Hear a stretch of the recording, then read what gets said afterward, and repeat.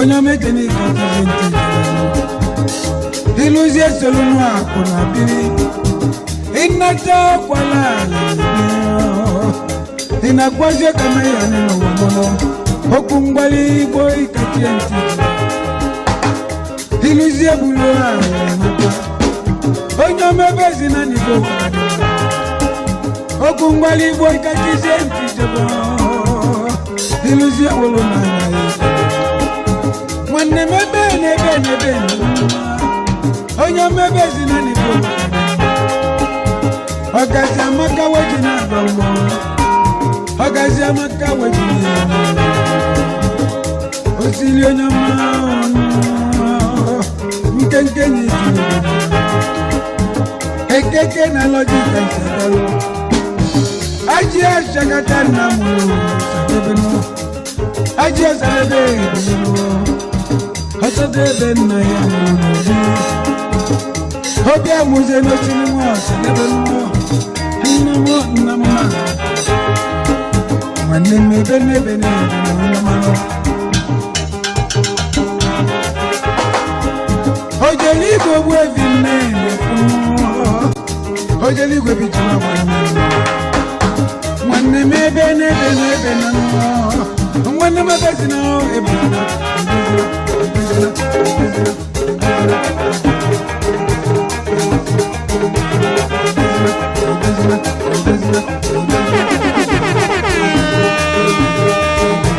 Keep rocking to the vibes of DJ Blaze.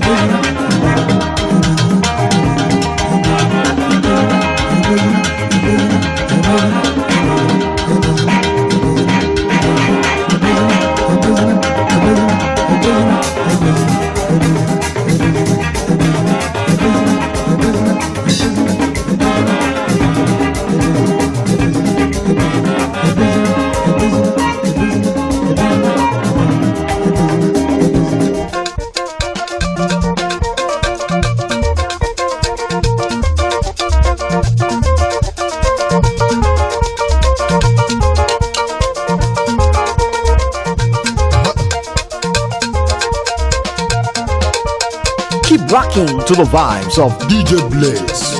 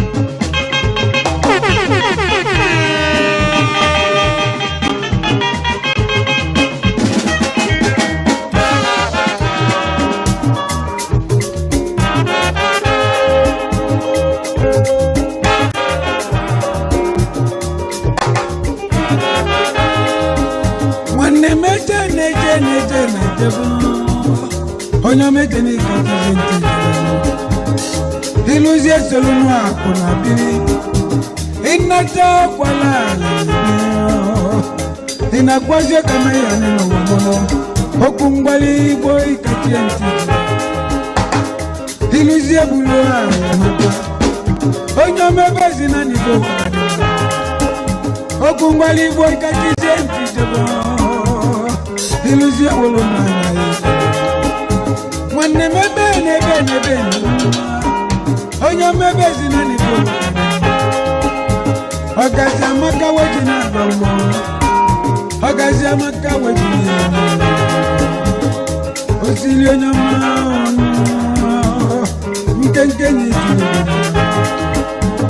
Ekeke na loji kansagalo Aji ashakata na mulu Sakebeno Aji asalebe Beno Asadebe na ya mulu Hobia muze no sinimo Sakebeno Namo namana Maneme bene namano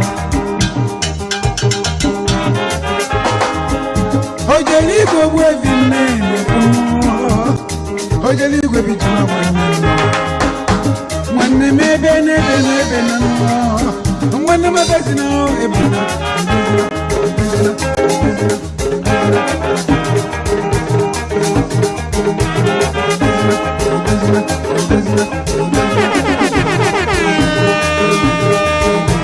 Keep rocking to the vibes of DJ Blaze.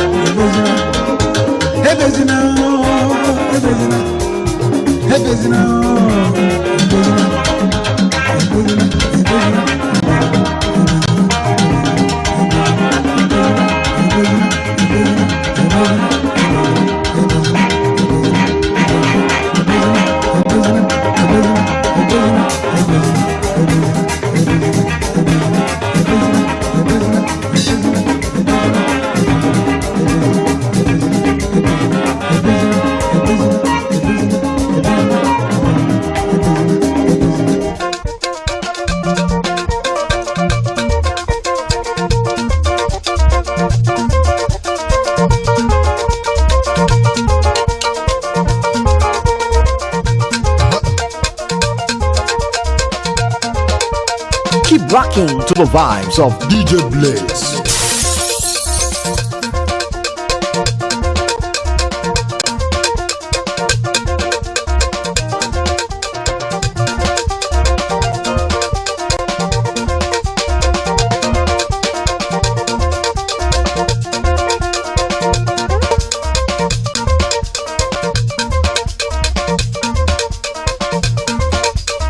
Antonia, what you could do?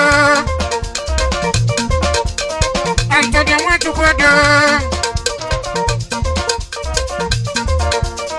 I don't know what's wrong. As the wash, as the walk, I was your naked.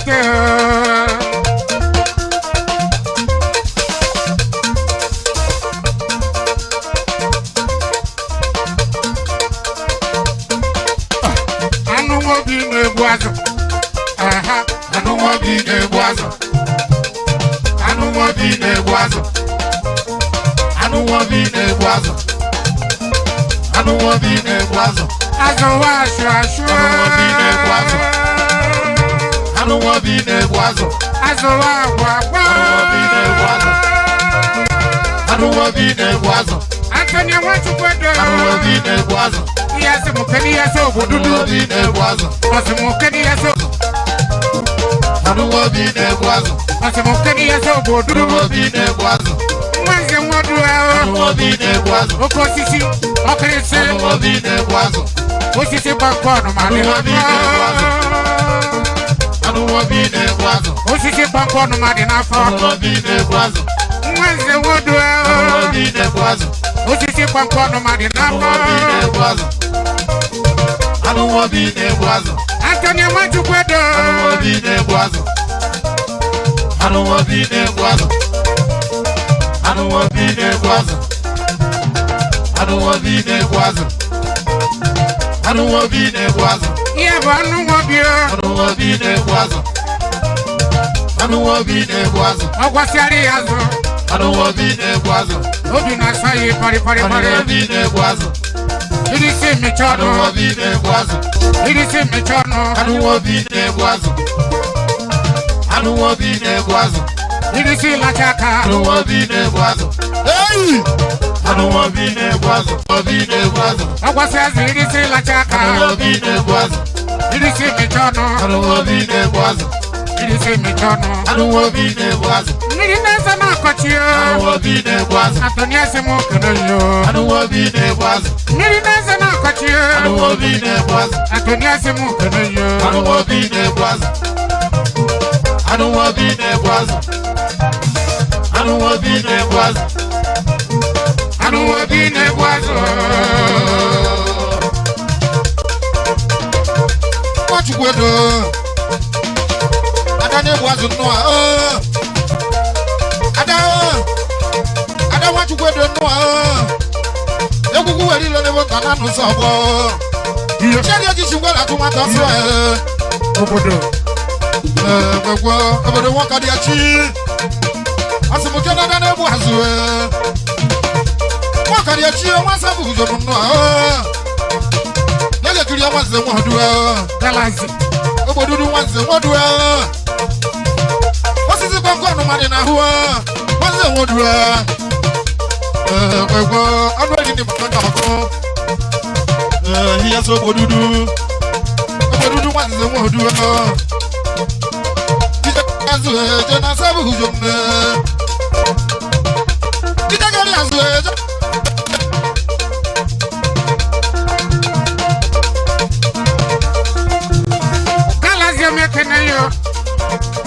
Galas mekene yo. Floris mekene. Awala yi se mukene yo garanya.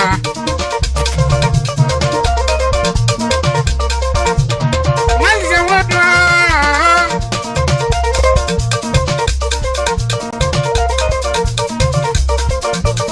Manze wodo. Awala wodo. Osisi kwakwano madina fa. Okrisi wodo. Antonio watu kwa dosi mukene yo.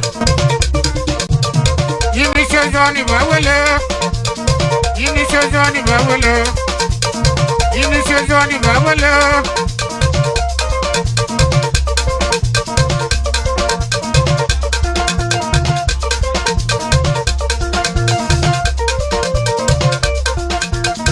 Galazi mekere yo. Galazi osina Lagos bia.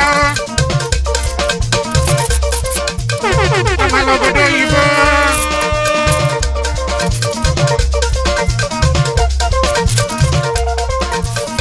Ada ne boazo. Ada ne boazo.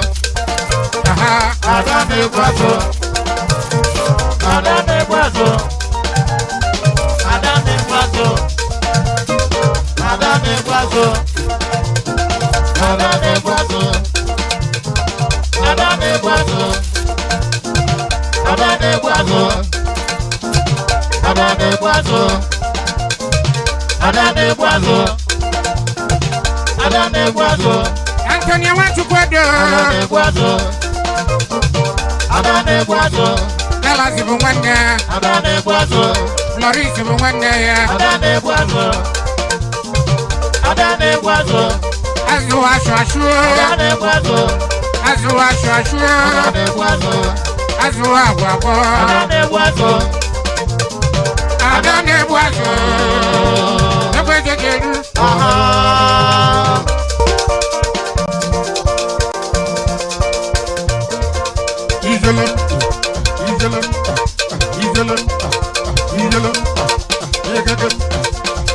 Every good thing that you have done unto us. Thank you, O God, even as we join our Jewish brethren to celebrate the new year. Thank you, O God, even as we ourselves, the Igbo community in Israel, as we join hands together to celebrate a great day today. In all things, we say, may your name be exalted. Every event of this day, Father, we hand them over to you. We pray, O God, that you take control. In all things that we will do, O God, may you alone be honored. Father, even as we live in this land, Israel, we pray, O God, that your blessings will continue to locate each and every one of us. Bless us in all that we are going to do. For in Jesus' mighty name we pray. Amen. This moment, we will call on all our elders to go and welcome the Ezebube. He has arrived. This is the hour. Or we are calling also on the Eze group. Because our elders, please accompany them to welcome our Ezebube. Ezebube 1 in Israel. Chief Kevin Ikemba Ojuku.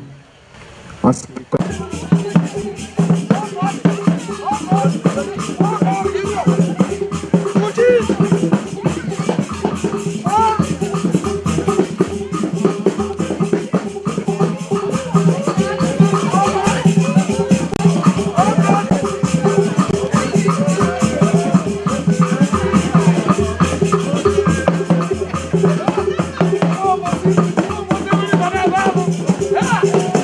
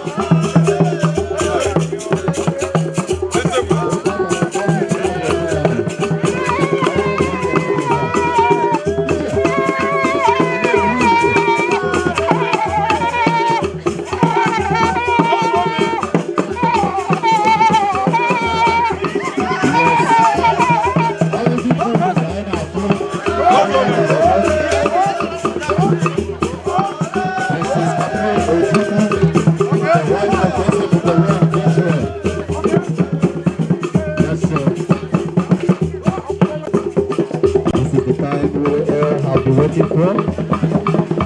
You are afraid to take a picture.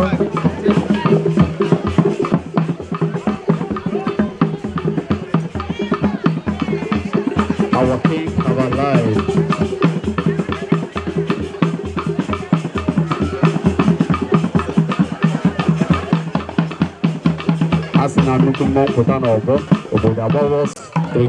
Thank you, that is wonderful. On stage.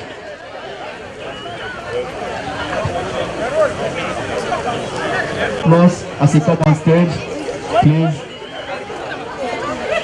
Please.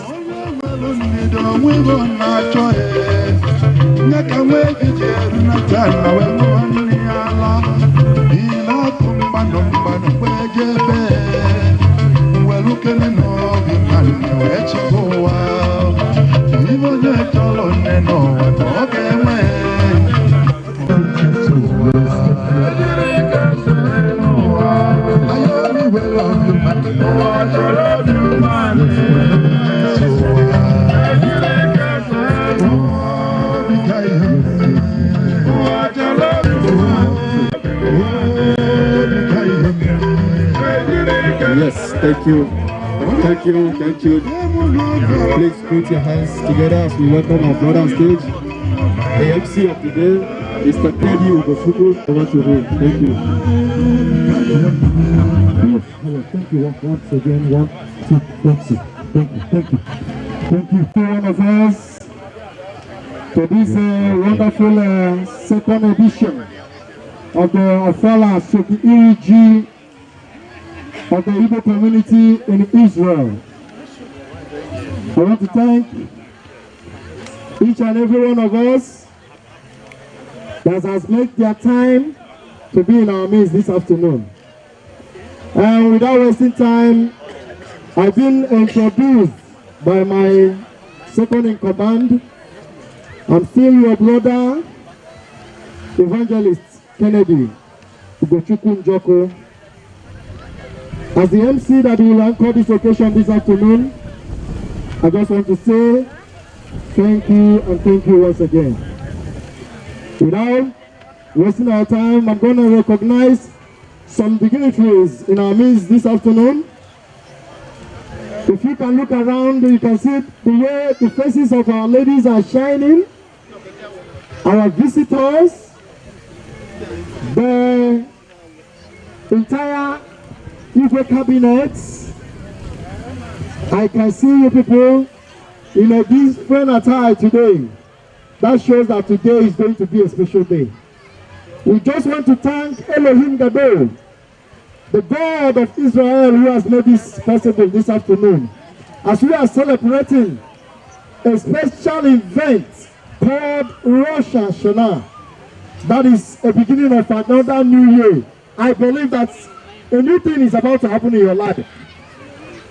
As you have come here this afternoon, I am promising you, you will never go the same. In your family, things are going to change. In your businesses, in your working places, you are going to experience good things as we are entering into the new year. Thank you for coming.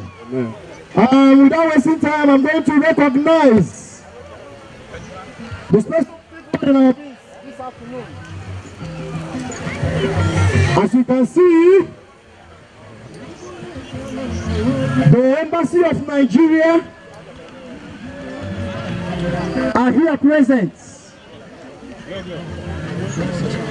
The ambassador has a representative to show you that we are not here alone.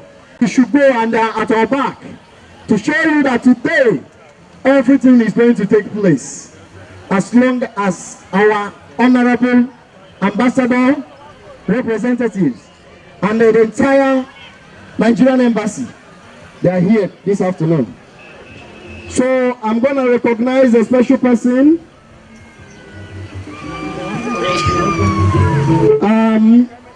Mr. Clement Omosunde.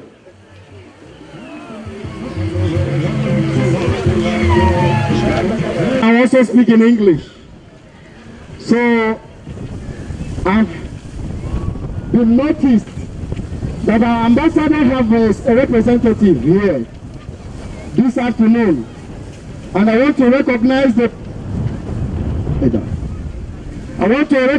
the presence of Mr. Jacob Madad in the person of our ambassador, Federal Republic of Nigeria. Please, sir, if you're here, you're welcome. A round of applause, please. A round of applause. We are not alone here today. And as we can see, he is accompanied with a special staff here, Mr. Clement Omosunde. You're welcome, sir. All the communities here present, the Kenyan communities, the Sierra Leonean community,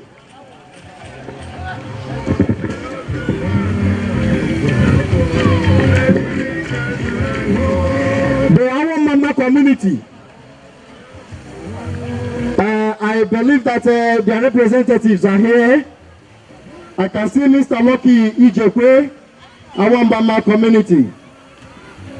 Mbano community, Sir Chris Ozoma. He is a knight of St. Christopher and the chairman of Mbano community. Sir, if you are here, please come and have your seat.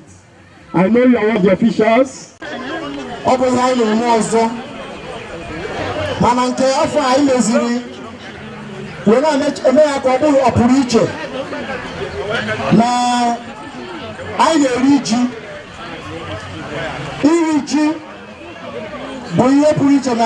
That is New Yams Festival. It's a special thing in the land of Igbo. The Igbo community is a special something in the land of Biafran land, in Igbo land. So I want to use this opportunity to thank you. We have a lot of our illustrious son, a doctor of profession. He's no other person than Dr. Michael Ezenwa. And I'm glad to let us give him a round of applause. This is the chairman of this occasion. And I'm also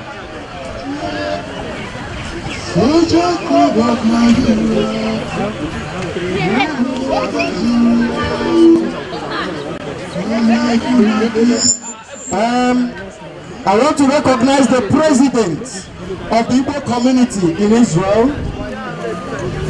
No other person than Chief Zephaniah Nnamdi Ojofendi Igbo. Ọbụrụ na ọ na-ebe a biko ọ chịrị ọzọ bulie ka ikele ụmụnna gị.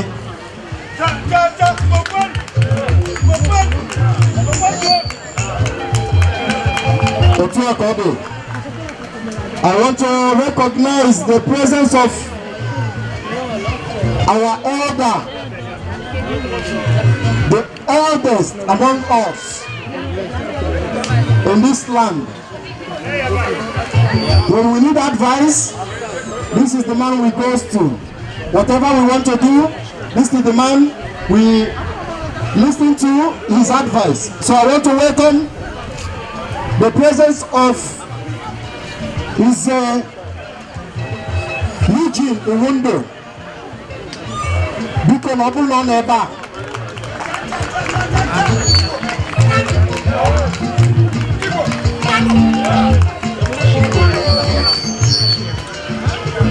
We have a special, the friend of the Igbos, a special man indeed.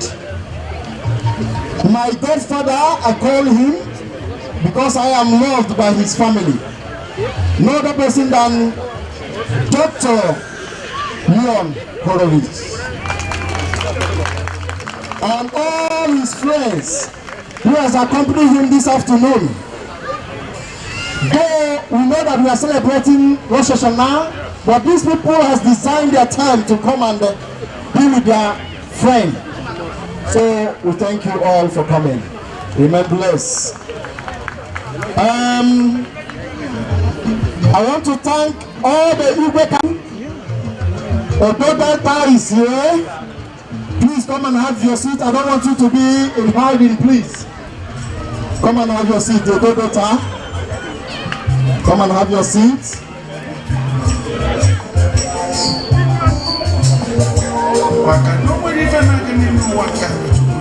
Please, Odo Delta.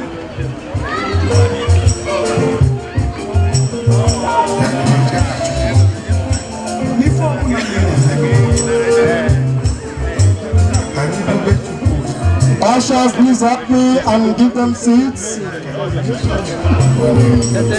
I just want to welcome a special person in our midst, our spiritual father of the day.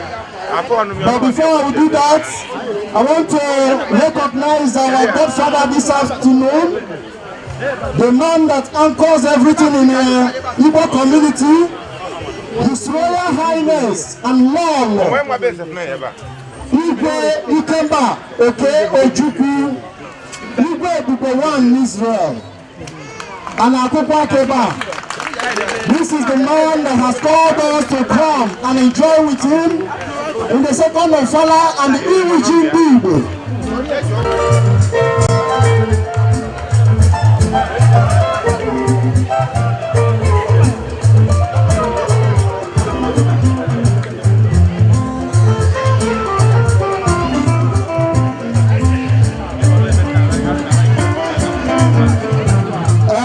Committees, because that has here in jail, that has here in our time.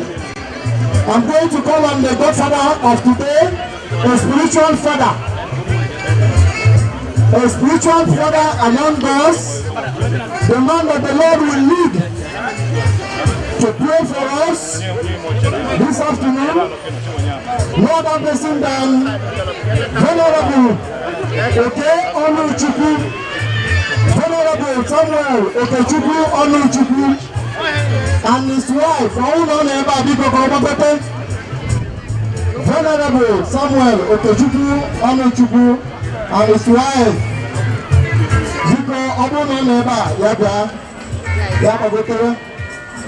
the Alpha Cross, the chairman of the Alpha Cross led by Mr. Victor Sambo.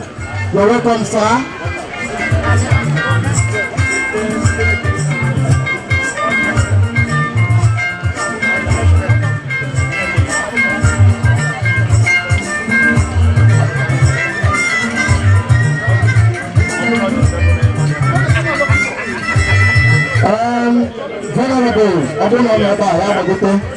There is a child that will demonstrate the way of the Lord with our venerable. If that child is here, please, I want to see you with our venerable. If that child is here, because if you read the Bible, there is a special way the Lord has permitted us to pray.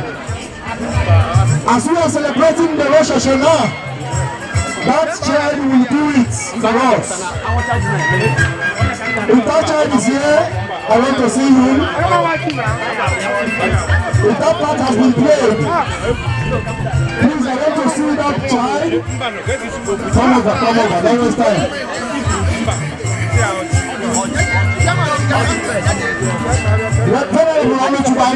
I know you have already prayed for us, but in a special way by blessing this boy.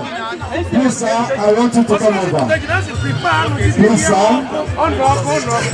This is a child that is going to pray in a special way for us before our venerable bless him. Then we kick off. Thank you, thank you, thank you.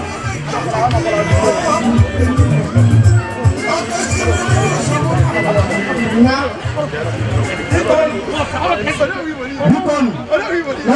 person is going to pray this prayer in our dialect, but in English he is reciting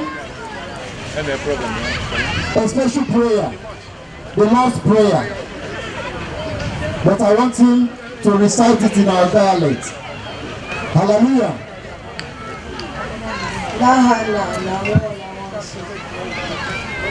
Nani tebineribe kerago nso karezi geria keme uchu gena biko esende amilebe yani tata biko mosiana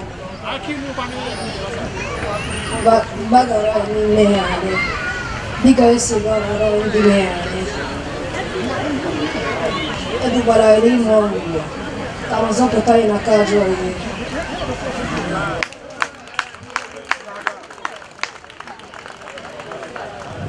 And thank you, my son.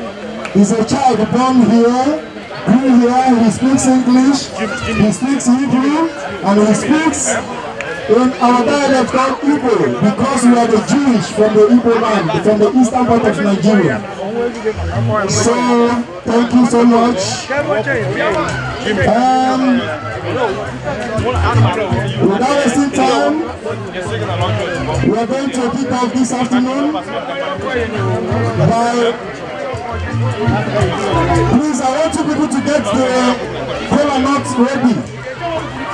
The kola nuts, when the visitors come to our place, according to our Igbo tradition, before you offer the person a food, before you offer the person anything, there is a special thing you offer the person that shows peace, love, that you have already, welcomed the person in a special way.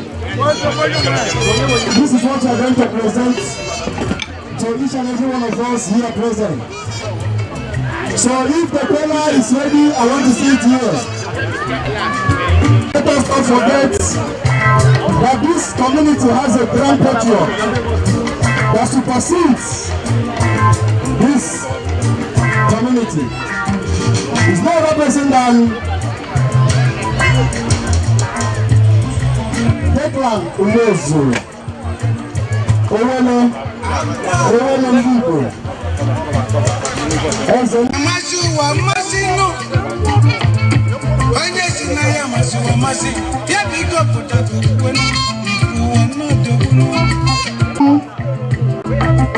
Pleasure.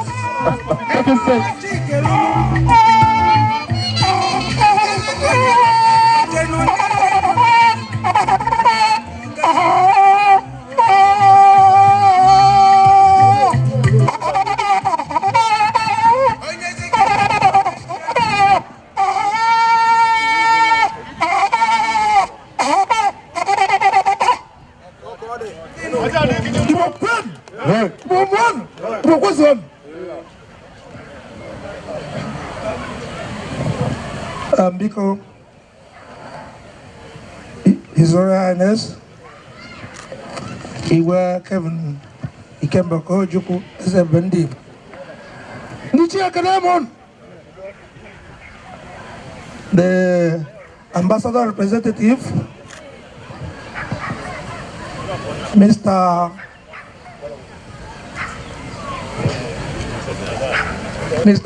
Ferrari. And my good friend, Mr. Mosin, Chief Mosin, sorry, pardon me.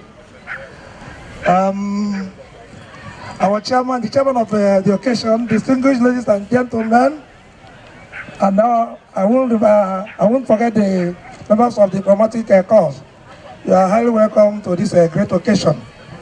By virtue of the title I'm holding, I'm not supposed to be speaking Igbo while holding color, but the essence of me speaking English is for everybody to understand, and we translate in Igbo language, which after in Igbo language the MC will do justice to it, so that everybody will follow us and join whatever we are doing.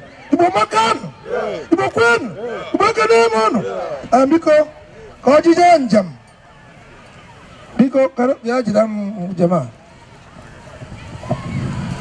Aye bulo aja jakuba mna jisi umba.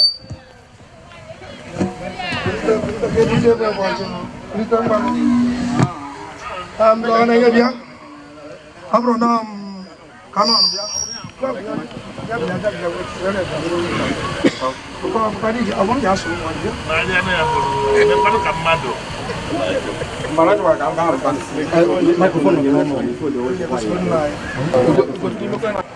Igbo keleni ndị bịara bịa maka anị na ịhụrụ na igwe eze ebube azụ ndị bịara n'ọjị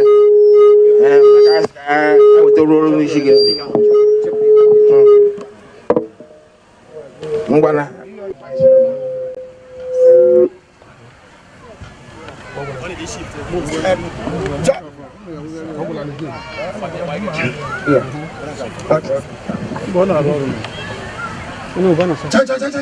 Igbo mmanụ Igbo mmanụ Igbo rienu bienu zụọnụ ndị omi ndị nne mama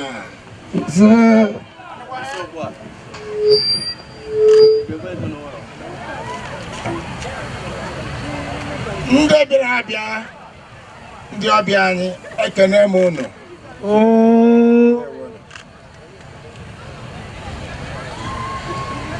dịka ka omenala isi wee dị ọya ka anyị na-egosi n'okịta na anyị bịara n'obi anyị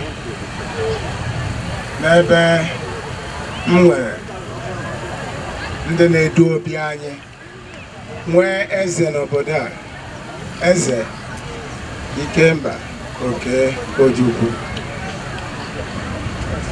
na ọjị apụtago ọ bụ ọjị Igbo na anyị na-eme ya dịka ka anyị na-esi eme ya n'ala Igbo na anyị na m asị biko ọjị a ga-eje dịka ka o si wee kwesị ije n'aha Jizọs agọziela m unu anwa okenye mbụ ife fọziri elu ga-ejezi n'aka eze anyị eze Ikemba Ojukwu ndewonu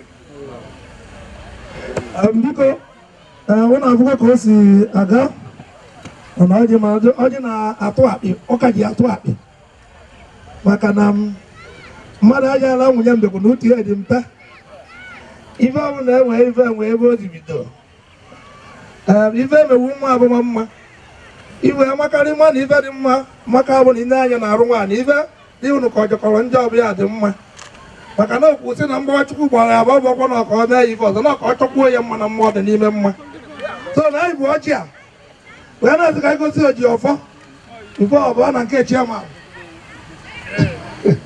Igbo kechie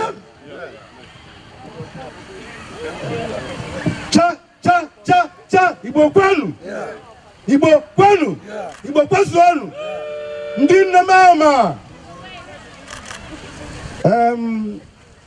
onowu ọjọọ na igidi mmụọ dị ka mmadụ eze ebube ekene m ana m asị n'afọ ndị Igbo na ndị Igbo na-asị na ọjị eze dị eze n'aka maka na anyị ga-awara anyị ọjị onowu ekene m a na-agakwa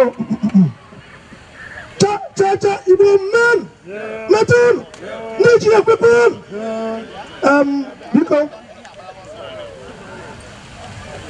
Igbo ebuli ọjị ka anyị fụ isi afụrụ kwebe okpu bụ ya bụ the chairman of the occasion ebe na anyị na-ekwu na anyị ga-edecide ibe a ga-eme ọjị a final so doctor eze nwa Igbo kwenu zụọnụ mụọnụ rienụ ana m ekenekwa unu igwe ị ga-adị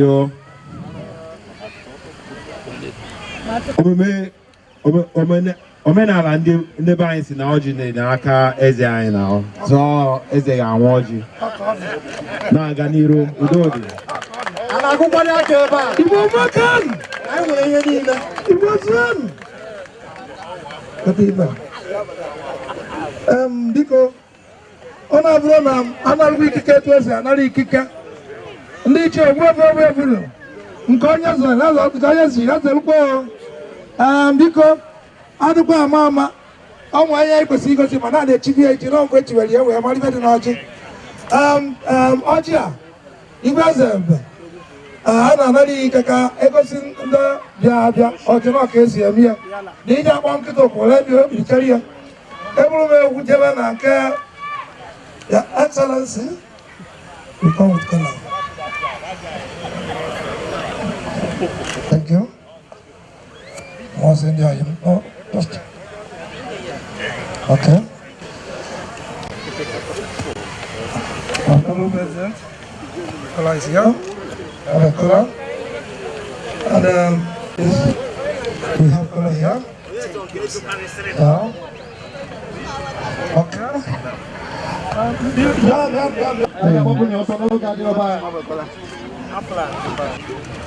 Okay. Chairman, whip origin. Okay, one color here. Now, whip origin there.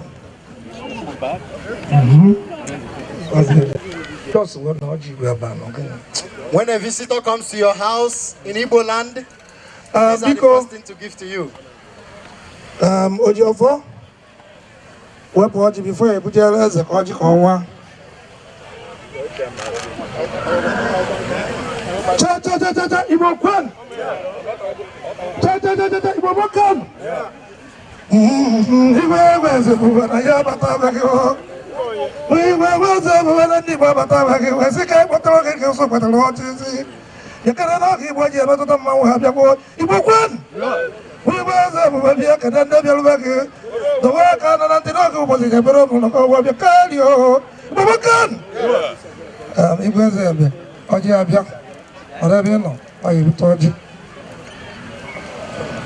Bloji ki ewa.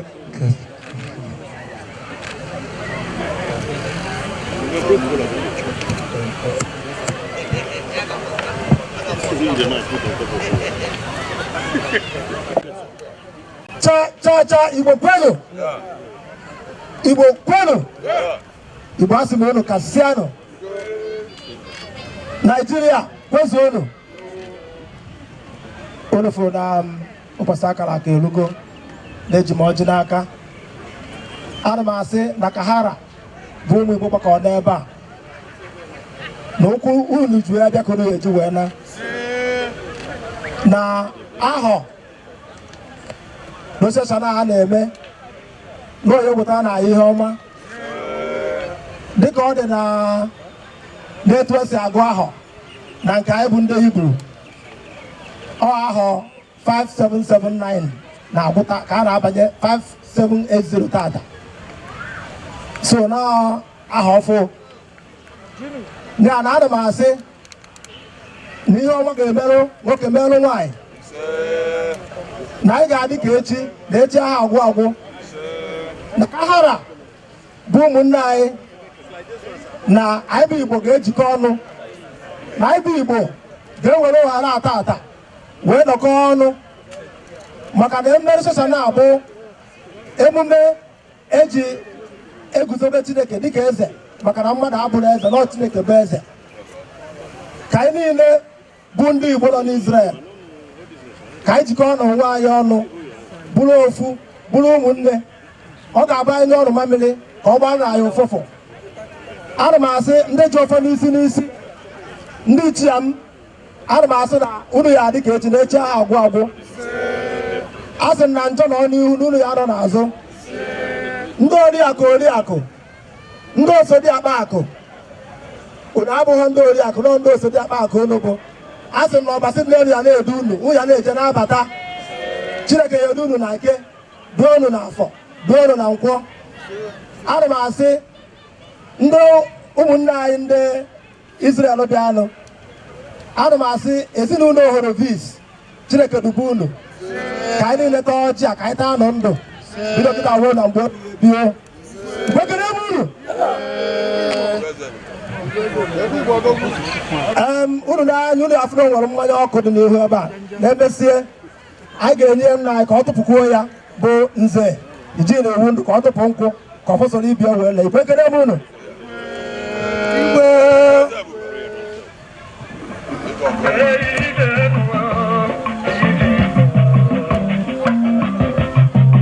onye ọbụla chọrọ ịlọgalụ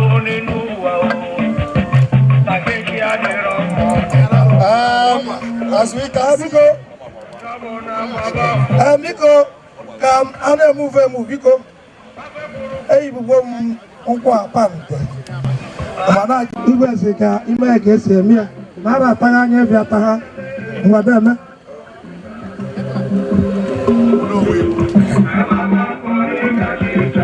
Igbo mmanụ Nigeria birikwanụ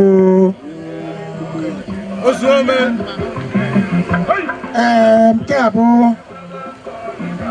nkwụ ike na be anyị na-enwe nkwụ elu na-enwe nkwa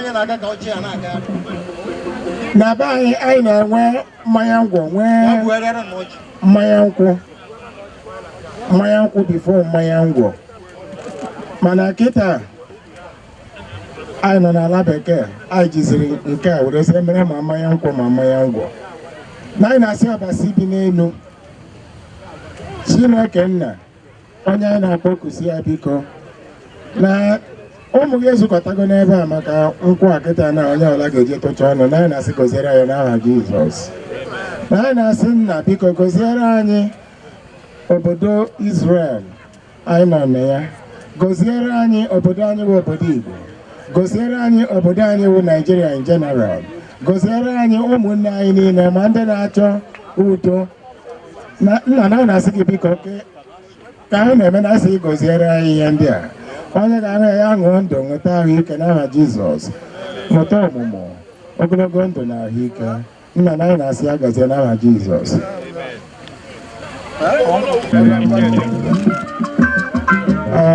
dịka ka omenala ya si wee dị na anyị na-asị ala Israel anyị nọ na ya ṅụrụ mmanya ala Igbo ṅụrụ mmanya ndị nne anyị na ndị nna anyị na ndị jere eje na ndị dị ndụ onye ọbụla ṅụrụ mmanya n'aha Jizọs amen. Some traditionals they pray in Jesus too. Thank you. Thank you so much. How did they get you? The ones that recommended you. And I don't have your number. I said they must go to what is the name? Let me. We have a land we have come to. We are here. And it's a thing of joy. Once in every year or 2 years, I will celebrate that God has kept us well and alive in the land. And that is called Ofala. One of the things we are celebrating today. God will the next thing we are celebrating is the New Yam Festival. Yam, c'est une autre boîte à Dama. Je connais l'extérieur. Je sais à offre d'aqui. D'abord, je sais le machin. Mais c'est votre jour, ça n'a qu'une idée brachot. Quand pas Elohim, tel là notre brachot, il m'a attaqué à Kazé. Il y a Zéa aussi, ailleurs. Gamme. Et un festival, la guide Elohim Bouddha.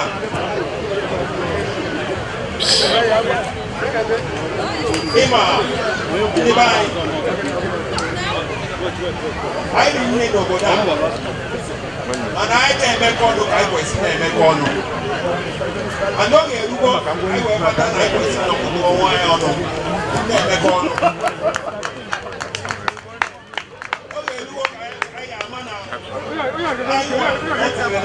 I don't know about that.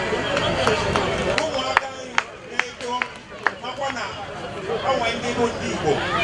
I want to die. So why? They go. People die. Carry all your in a direction.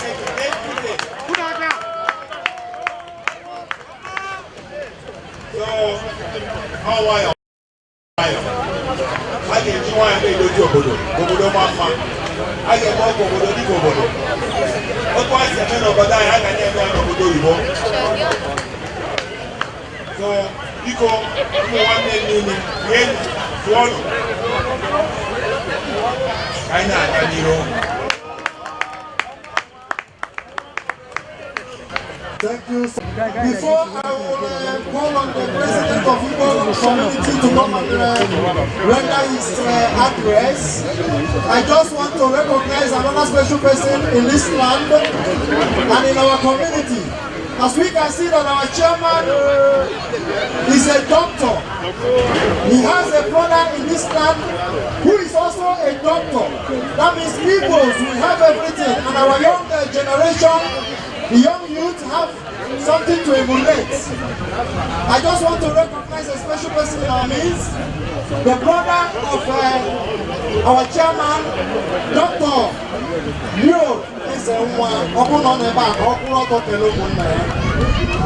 This is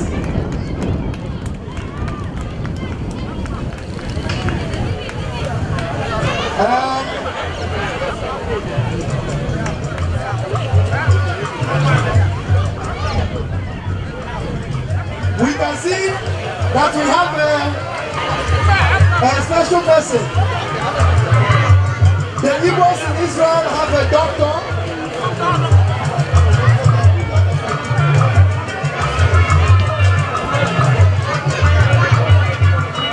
We have the first doctor, we have the second doctor, and I know that every parent here would like their children to be engineers, doctors, despite the work we are doing here, that our children will live up to expectations. We thank God for this great opportunity. I just want to give the opportunity right now to our president of this great community, in the person of Chief Zephaniah Nnamdi Ojofandi in Israel.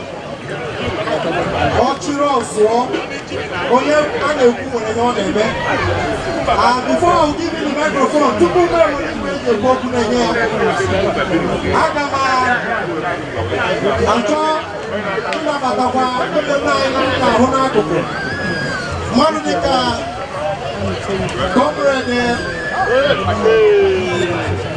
Obiora Ibezim, operating number, we go back high table, we are highly recognized.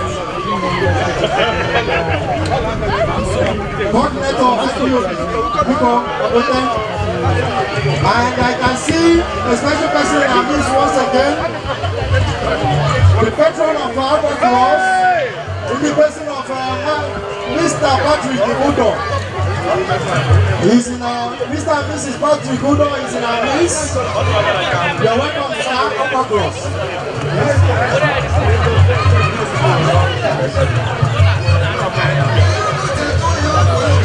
I want to recognize Jacobi Nubu. You're welcome, sir.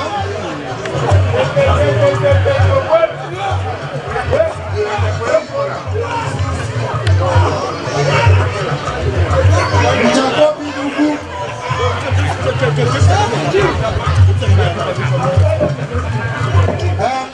I'm taking the microphone to the president of Igbo community to render his welcome address. Thank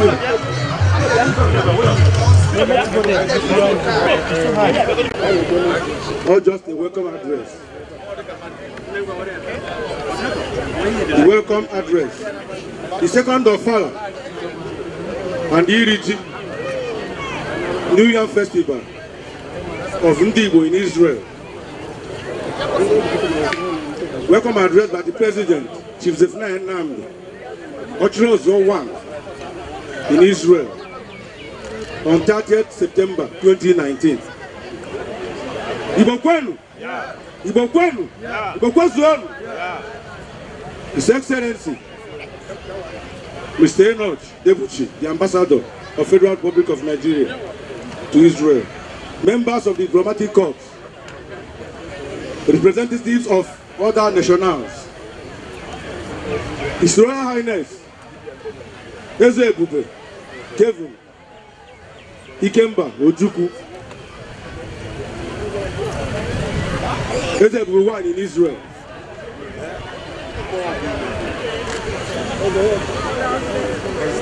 the head and representatives of various entire communities and organizations, the chiefs and captains of industries, our Israeli friends, members of press, and distinguished ladies and gentlemen. On behalf of the Igbo community in Israel, I hereby extend our warmest greetings and welcome you to Second Ofala Iriji Ndi Igbo Festival in Israel. As the custom and tradition of Ndi Igbo demands, the first Iriji ceremony of Ndi Igbo in Israel will be performed by His Royal Highness Eze Ebube I, Chief Igwe Ikemba Ojukwu, the crown head of Igbo community in Israel. Today, festival offers the perfect opportunity for you to experience the very best of the Igbo culture, custom and tradition. The royal regalis, different culture attires, exciting culture music,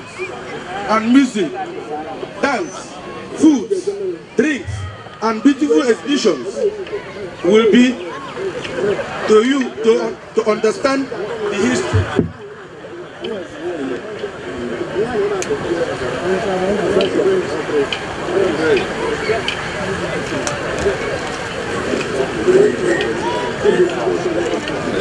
I encourage you to make yourself comfortable and enjoy every bit of the programs for the great festival. Once again, my family and yours, welcome to Second Ofala Iriji Ndi Igbo in Israel. Thanks and God bless.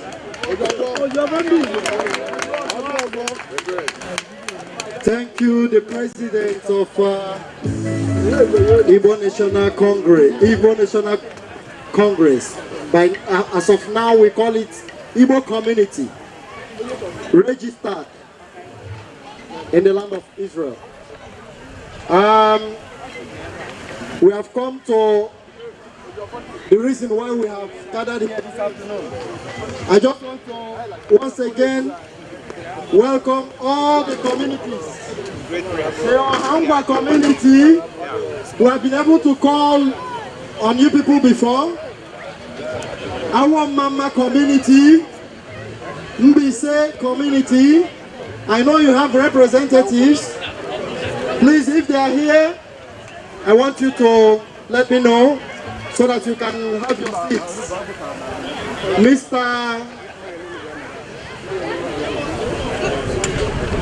Mr. Geoffrey Anorondo, please come and represent the people of Mbise.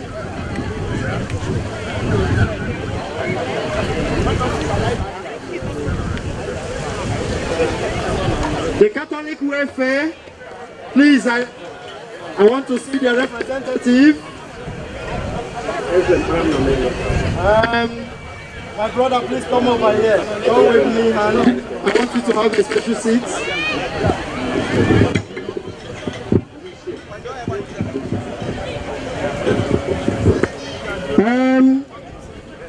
We are now in to the reason why we are here. The confinement of the chieftain's title. I want you to be attentive to see the special people that are going to be honored this afternoon. And I am this honored with a special title. So I'm taking the microphone to His Royal Highness Eze Ikemba Ojukwu, who will perform all the necessary custom duties according to the Igbo tradition. He is the person who has the capacity to carry on this special duty. I want to welcome the Ceremonians. I want to welcome all the Kenyans here. Once again, I can see my brothers, Odeje Kego, and the rest. I want to thank you. Time will not permit me to call your names one by one, but wherever you are, sit majestically and comfortably Enjoy whatever that will come your way, because we have it all. We want to recognize our daughter, our special daughter that is in our midst this afternoon. I just want to tell you people that we have everything it takes. I just want to recognize our daughter, a lieutenant in our midst, Lieutenant Njideka. Wow. Obo, if you are here, please come. Wave your hands and come over. I want to see you so that they know that we have all it takes. My daughter, come. We have a lieutenant in the army who is doing pretty well, and this is the father, Elder Canon Wilson. Thank you so much. Thank you so much. Thank you, my daughter. We thank God who has given us you in this land, doing perfectly well. And we have so many of them who has passed out from the army, numerous to mention. So I just want to recognize another one that has already finished, but in the university, Miss Gloria and Joko, if you are here, just show us by waving your hands. It's my daughter who has finished the army and is in the university right now. Please show us by waving off your hands and come over so that they will see you very well. She has completed the army service in the Badehad as a senior officer, and she is in the university right now doing computer science. And Akokodia Keba, let us give a round of applause. This one na my own, is my own. Thank you, thank you. This is my daughter. The Lord has given it to me, and I'm very proud of her. Hallelujah. The time has come for the conferment of the chieftaincy title. I don't want us to waste time anymore. To call on those people, they said, wherever that the cap fits, let him wear it.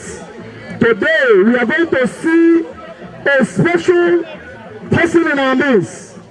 The man I am proud of. The man, whenever he speaks, highly intellectual, because I love education. My dad taught me every time, he said, if education you think is very expensive, please try ignorance. And I thank God, at least we are able to get to the height we are today by the special grace of God. I am taking the microphone and as the preparation this afternoon, and our illustrious son, who is a doctor by profession in this land. Whenever I see him, I feel like studying more to become a doctor.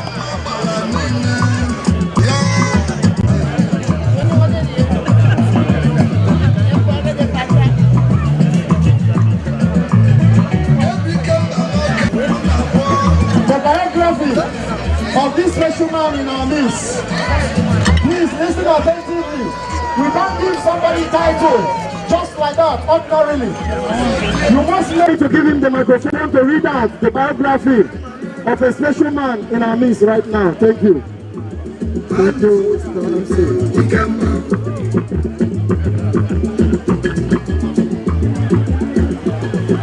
for special recognition and conferment of the chieftaincy title, I stand on the existing protocol to present to you the biography of an illustrious Igbo son, a man of a noble profession, and a role model to the upcoming Igbo youth in Israel.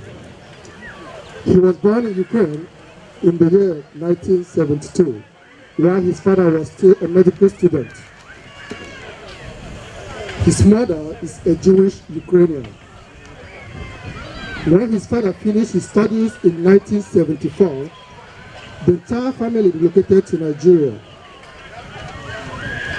He attended nursery and primary school at the University of Nigeria in Nsukka, where his father was practicing as a medical officer at the University of Nigeria Medical Center. He attended secondary school at the Catholic Missionary School, Maris Brothers Juniorate, Uturu Okigwe. and finally enrolled into the College of Medicine at the prestigious University of Nigeria in Nsukka in the year 1989 and graduated in the year 1995.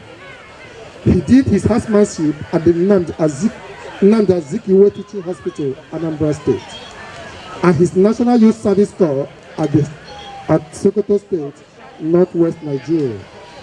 He went back to the Southeast, where he worked in missionary hospitals in different villages in Enugu State for 2 years. Working in village hospitals without good electricity and water supply, then he relocated to the big city, Abuja, where he enjoyed working under better facilities and, of course, electricity and water supply for a year. He met some Israelites at Abuja as patients, and they advised him to relocate to Israel when they found out that his mother is a Jewish. He immigrated to Israel in February 14, 2001. Unfortunately for him, he did not get support from the government like other Jewish immigrants. But that did not deter him from pursuing his career in Israel. For him, the most important thing was to pass his medical licensing exam and start practicing as a medical practitioner. He was faced with so many challenges, such as learning the Hebrew language, look after himself, get married, get his practicing license, and relocate his grandmother, who was alone in Ukraine. All these challenges made him to start working immediately on his second day in Israel in construction works, because that was the only option to get paid on the same day to feed and provide for his basic needs. Until he was able to save enough to find a salary job that would give him the opportunity to study language and pass his exams. With God on his side, he achieved all his goals in 18 months.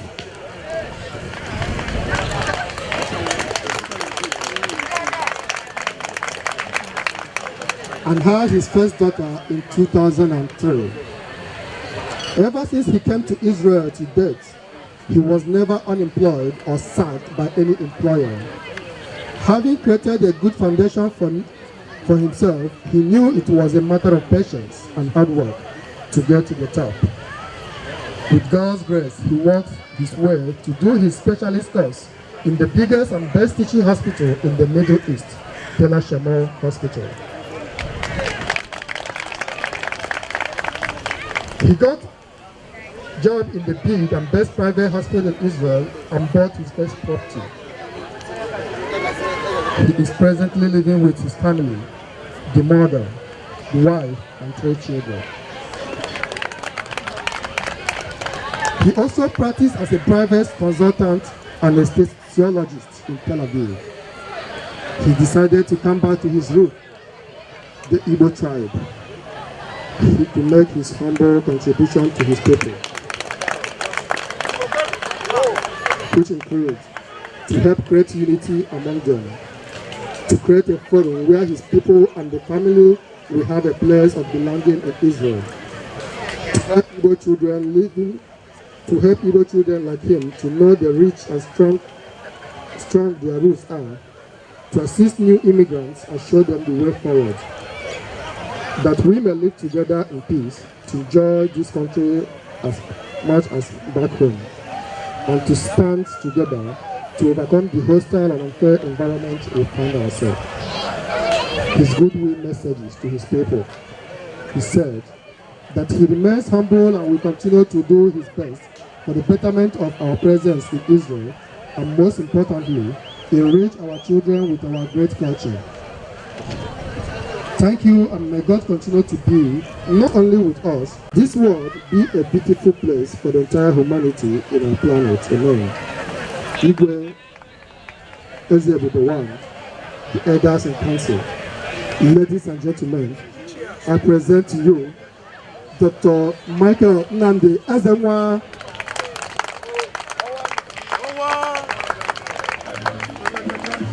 Put the roll, so.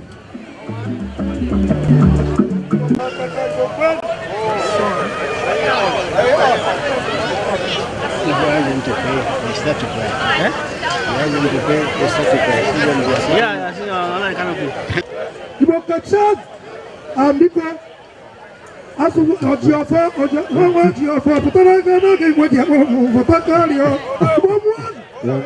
Igbo kachasị Igbo kwesịrị ambiko ọ na-anụgwọ na-ekwu ya ka esi ekwu ya so na a na-esi na ọ na-agba aka kụta ọgbala ma ọ kụtara anya gbara akwari ha n'isi tụrụ ugo ka a na-eturu ugo ọ nwere ibe ka ezigbo ọmụma na ezigbo ọmụma ka a na-eṅomi eṅomi na adịghị eṅomi aja ife eṅomi ya na ibe eji wee bụrụ ya bụ na anyị na-akpọlite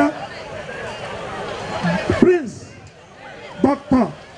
Michael Nnamdi Ezenwa ha nwanne mmadụ ara abụọ ya ide na-akpọ gara gara ma ọ bụrụ na abịa eto nwanne m etu a maka na ife ọ bụ pụtaba na-agado iji ireko wee na-asị ka ọ na-apụta ka a na-akpọ ọdụta GP o nwere ndị Igbo eze nna maka bịa ka ebe ka esi eme ya ndị ji ọbụla ji eme n'anya ka a na Igbo maka DJ biko ọnwa ibe na-achọ ka ahịa ọnwa ya aba a na-ekwu ya na-asị na agba igodo ọba akakpọ na ndị ara amụ akakpọ na ndụ dị na ntị na onye dị ntụ bụ ibe a na-ekwu ya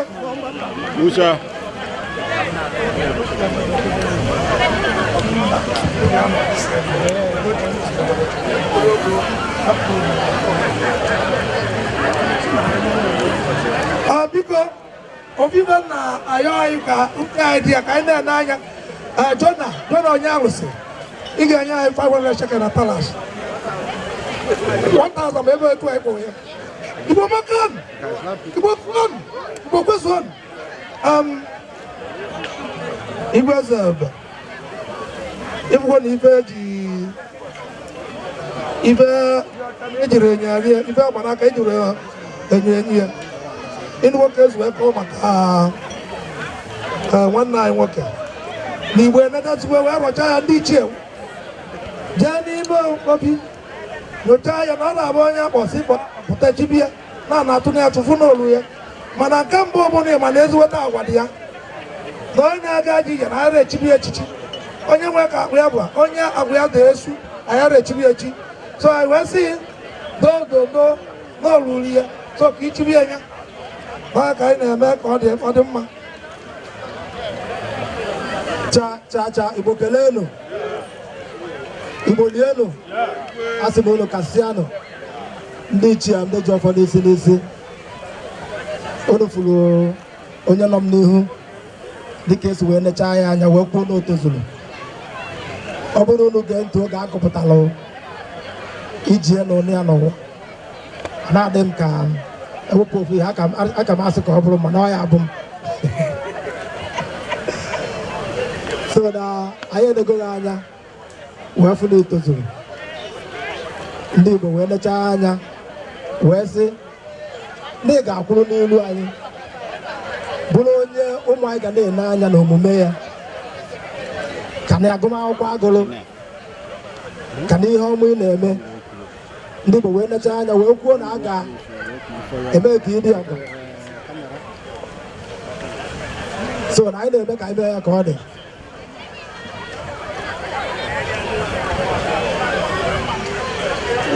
okpogbo anya n'anya ka m fụ mkpụrụ anya gị ọfụma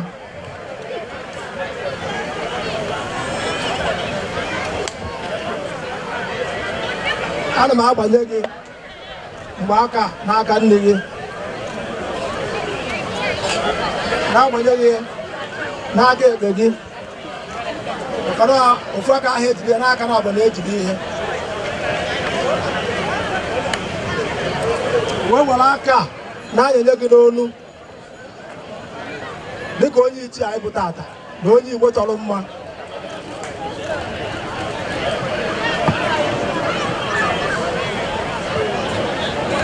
wee were okpu ndị ichie na-ekpube gị n'isi ile anya ị ga-afụ na okpu a nwere ihe ụlọ n'ala Igbo okpu a bụ okpu Igbo ji eje ihe onye ọbụla okpu a dị n'isi anaghị eme ihe na-adịghị mma onye ahụ na-akwụ n'eziokwu, onye ahụ adịghị n'imegbu mmadụ. Ile anya efu na ọ na-acha ọbara ọbara, ọbara bụ ya bụ ndụ. Ndị a naghị eziokwu bụ ndụ. Ndị a na-ana m ebube gị okpu a n'isi, okpu a ga-acha gị ọkụ n'isi, ọ ga-adịghị oyi n'isi, iwe na-alụ ọrụ gị ọfụma.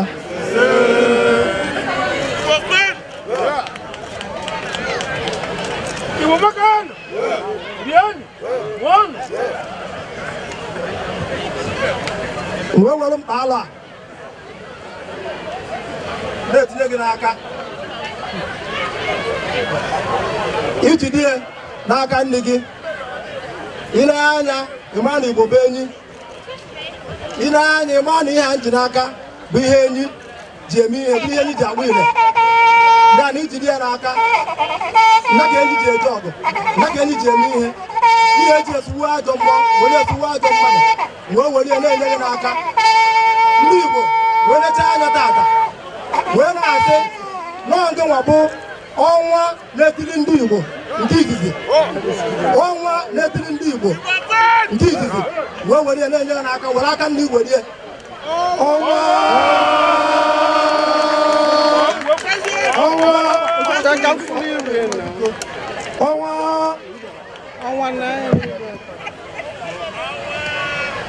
wee weluzie akụpe ihe ji na-ekele ndị ichie dịka gị, were ya na-efe onwe gị, na-eke onwe gị ikuku, wee were ihe na-ekupụ ajọ mma na ajọ mmadụ, maka na ọnwụnwa si n'obi ka ịbụ Igbo. Unu na-anya unu ya afụ na bido tata gaba onye fụ ya otuo ya ọnwa na-etiri ndị Igbo, ọnwa na-etiri ndị Igbo nke mbụ n'Israel. Ihe eti na-eke tie n'oye, tie n'afọ, tielu ndị Igbo na nkwọ. Ọnwa na-etiri Igbo were ya n'aka ndị gị. Ọnwa na-etiri Igbo, ọnwa na-etiri Igbo kedu igwe, ọnwa na-etiri Igbo kedu igwe ebube, kedu ọlụmị ọzọ ọnwa na-etiri Igbo kedu igwe ịkwa, kedu ihe gị na-edo ndị ji obi Igbo jiri isi, yaba gị kedere ndị ji obi Igbo jiri isi, kedu ihe ndị ji obi Igbo jiri isi.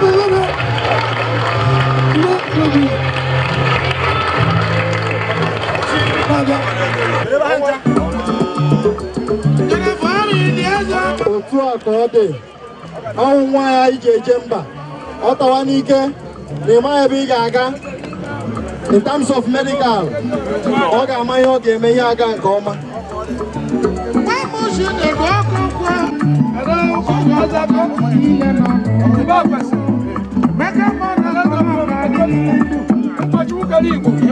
Ụbọchị ụgbọrọ Igbo eze ike nne na ọnwụ ya, eze ike nne na ọnwụ ya, onye Chukwu mere eze, onye Chukwu mere eze na-ekona ọdịgbata oyi Prince Zahara Kọgọlọnya, President Zamampo ụbọchị nyere eze anyị ekene anyị mgbe bịa bụrụ di ya bụrụ ụda bụrụ n'ebu ebu kedebe ọzọ ọba ehi n'ụmụnụ kedebe ọzọ ọba ibe We are going to move to the next step because time is not on our side.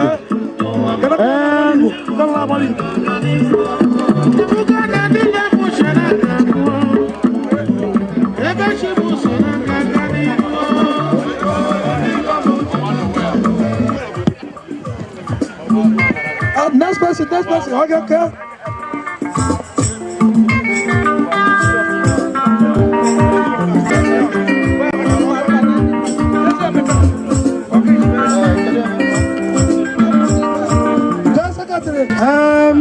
I will let us see no question ka kwanyere ya ugwu n'ihi na ọ kpara ike dị egwu mana obodo anyị ekweghị ka ọ bụrụ ya ga-emechapụta ọfụma maka anyị na-ezo ya ezo mana n'ụbọchị taa anyị ga-akwanyere ya ugwu onye nji na-asụ ya n'asụsụ Igbo n'ihi na ọ bụ onye kwesịrị ka and our dad whom we are going to give a respect and honor. And before I do that, I want to recognize the presence of Mbitolu people. Mbitolu people led by Angos. Biko biawere ochegi. Ohangwa non-Israel biawere no chuno. Ohangwan on Israel, Biawere no Chuno. I'm going to.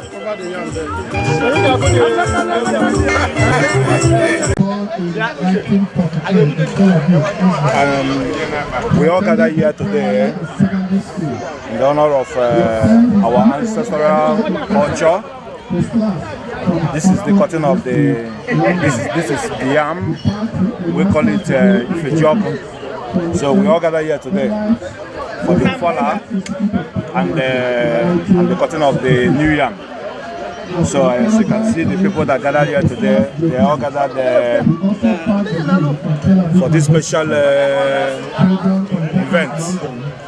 We inherited it from our ancestors. So we are doing it every season.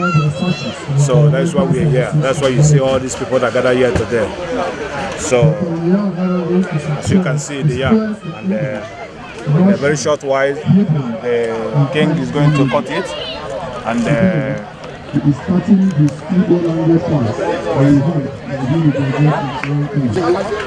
very short, in a short time, and it's going to be shared. And this is the man that, come here, Victor. This is the man that roasts the yam. So you can also tell us how the process goes in a short while. My day today, we are happy. We are the Igbos, tribes, the lost tribe that call us lost tribe, but we don't care. Yeah, but we believe for ourselves. Today we are having a kind of New Year festival, which my brother has enough. I don't have much to say, but all he says is truth and perfect. Thank you.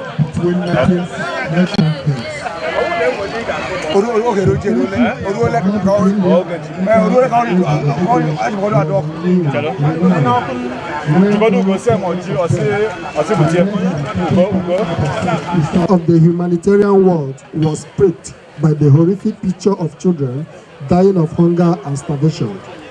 Leon Horowitz, who just obtained his pilot license from a flying school in France, volunteered to fly relief missions to serve Igbo children.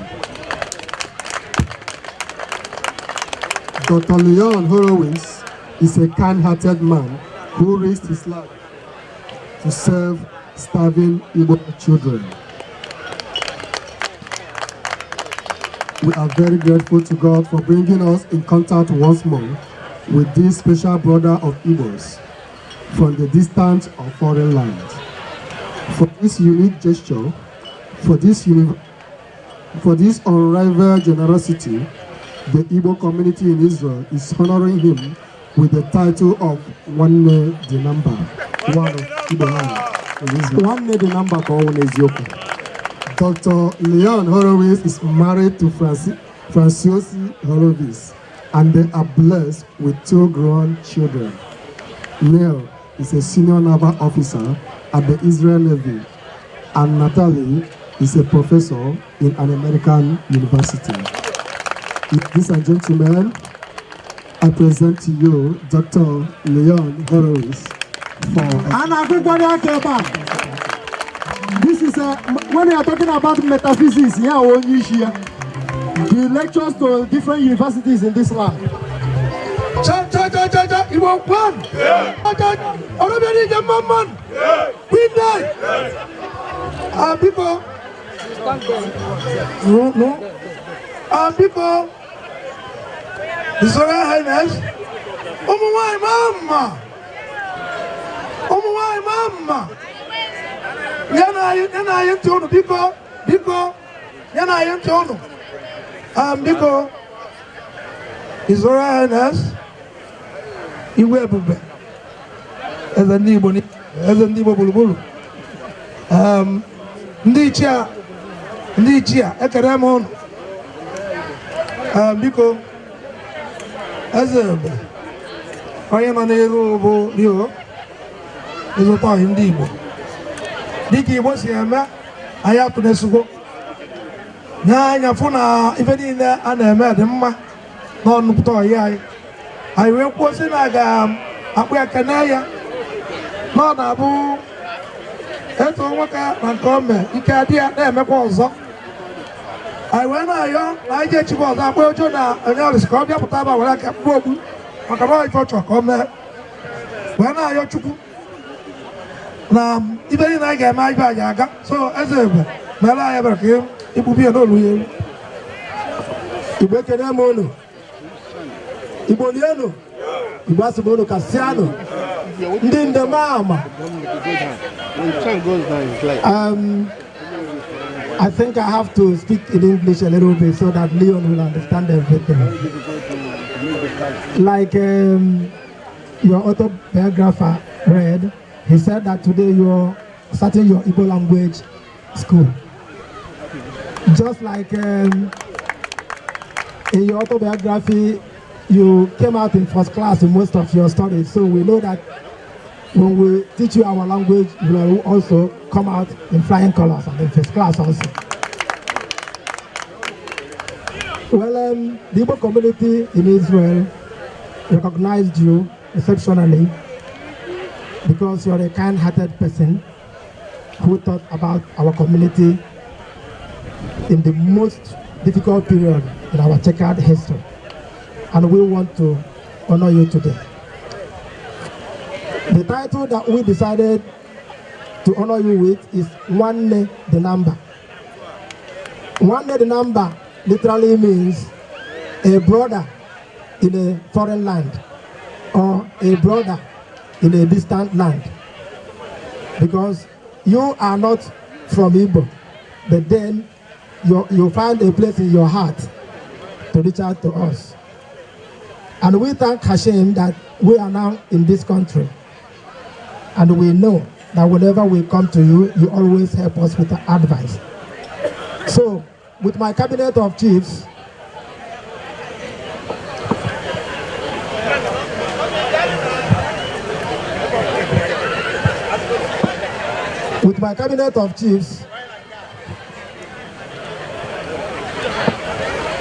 he is the grand patron of the Igbo community and one of the highest ranking chief in my cabinet. So you can see that he's assisting me. So I will start by giving to you on your right hand while he will put it to you on your left hand. I'm beginning now.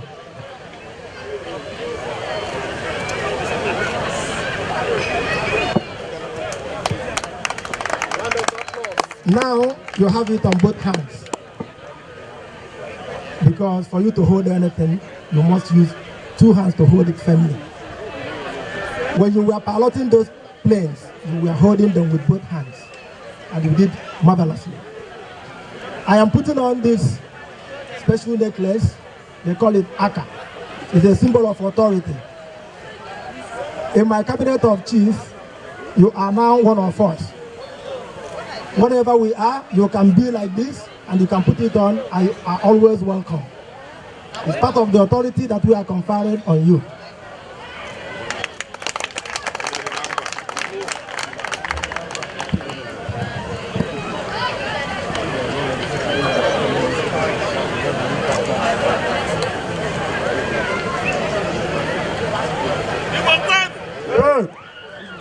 Then, this red cap, if you look around, you can see that almost all my chiefs have it on their head.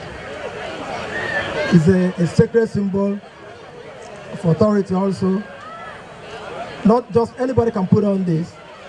Anybody who stands by the truth, somebody that will never lie, somebody that believes in justice and fair play, somebody that will always condemn evil for what it is, somebody that will always believe in justice and fairness. When you have this, you are representing those qualities. And on behalf of my cabinet, I am now putting it on your head. One the number.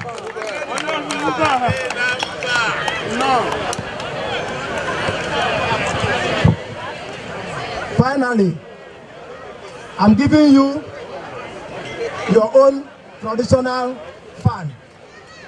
It is boldly written in your name. Chief Dr. Leon Horowitz. One the number one of indeed. With the right hand. One the number. So you can get up now. Now I'm going to greet you in the traditional way. this is how you'll be greeting all the chiefs. And henceforth, whenever we are having our gathering, you are coming like this. One day the number. One day the number. One day the number. One day the number. One of Igbo land. One day the number. Igirigiogo.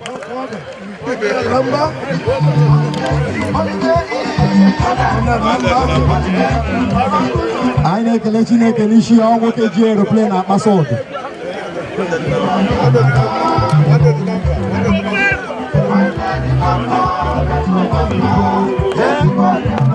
Ama m na ji anyị na-aga ịwa na-adịgo ready.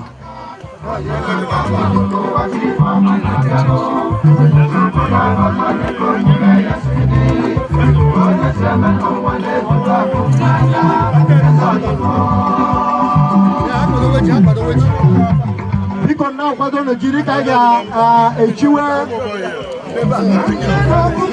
ebe anyị echichi n'oge na-adịghị anya ka anyị hụ na ji anyị adịgo ready ka anyị gbapụ ihe niile ọsọ ọsọ. Biko nọ na-enye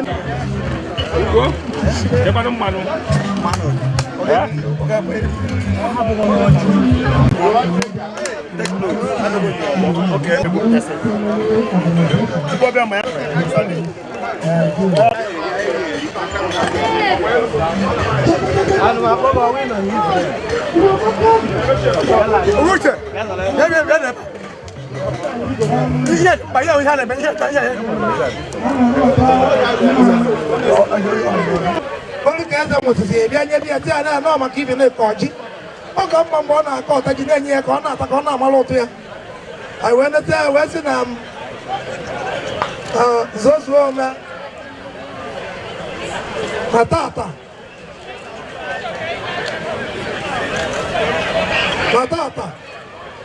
Na ga-eme ka esi eme ya. Wee too ya ụtụtụ ibe niile o mee. Ya na anyị na-ewere ikike na na-enye ka ị na-eme ibe ga-eme. Igbo kwezuonu. Unu n'anya n'ihu m, unu ga-afụ na nna anyị nọ n'ihu. Nna anyị nọ n'ihu abụghị na na-echibu ya ọzọ maka na onye nze ka ọ bụ. Kama nọọ nsọpụrụ na ebube ka m na-enye wee na-enye ọnọdụ iri anụ. Ọ nna ka ọ bụ mana nwa na-anọkọtakwa gozikwa nna. Ya na o nwere ihe a na-akpọ confirmation. So na nyanwa bụ confirmation ka m na-eme ya. Ya na ana m asị nna anyị nze Ijiri ewu ndụ ndị Igbo n'Israel ma ihe ọma niile ị na-eme dịka nna gbalụ etu isi akpọka anyị gbalụkwuo etu ị na-asị agwazi anyị olu nwa makwa etu ị na-esi abara m mba na ọ bụrụ na onwe ka m si eme mistake. Eji m obi aṅụrị na-asị gị jisi ike dịka nna ebo ị na-alụ ọrụ gị ọfụma. Mụ na ndị ichie m ka iso n'ime wee na-asị na tata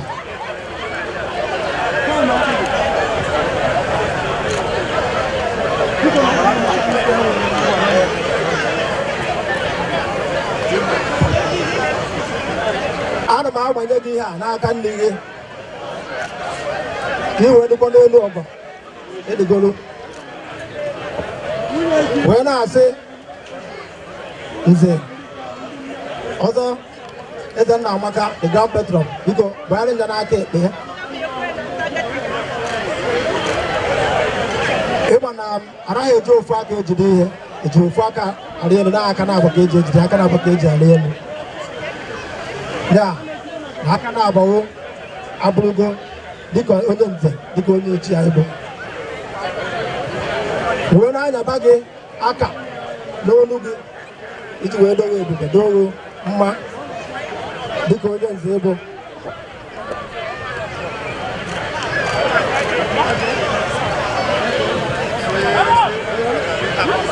Wee were mkpa alọ bụ ikike n'Igbo be enyi ijide ya n'aka n'Israel ebe a ị na-alụsị ọrụ ike dịka nna onye mehie naghị atụ egwu ọ na-anaghị adụ onye ahụ adụ dụọ ya na onwe ihe na-eme na o werie dịka ikike a na-enyeghị ya n'aka nne gị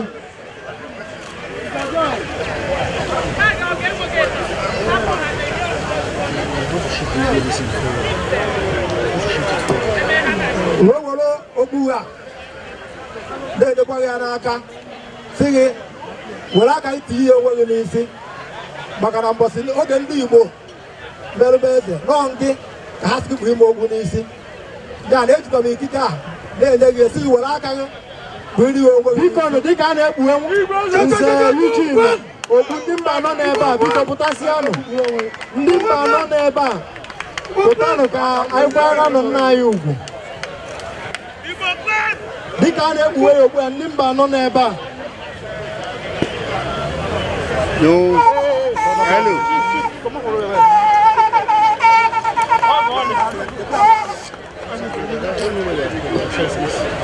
wee na-etunye nze otu ome nke ndị Igbo ndị ichie bụ asị m tụọrọ m ya nze otu ome nke izizi nke ndị Igbo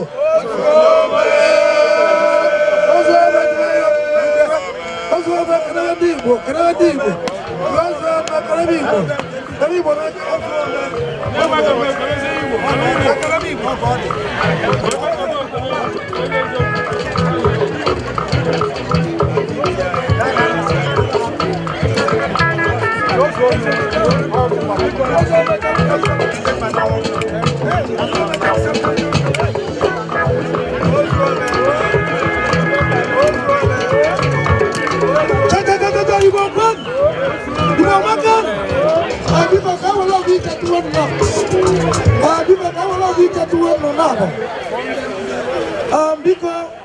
Dr. Leo,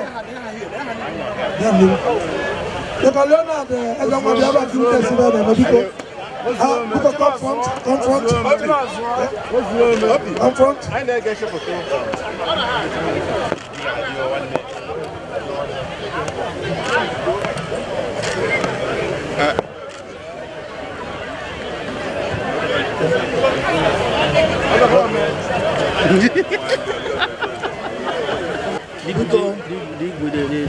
Mr. Jacob Masada from the Nigerian Embassy, presenting the ambassador, please come and assist us in issuing the certificate.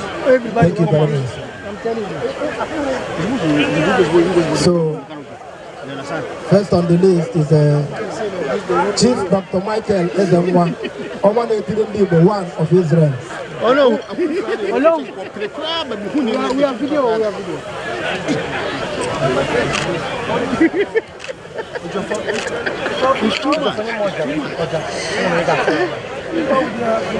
Doctor, come out. Turn. Doctor, turn it. You are too short. So. Yes.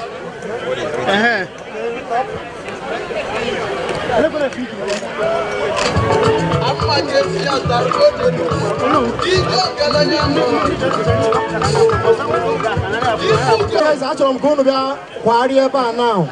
Chief Dr. Leon Horowitz, wanted the number 1 of Israel.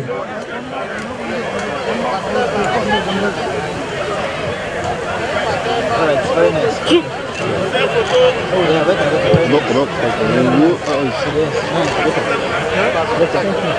Yeah, very good.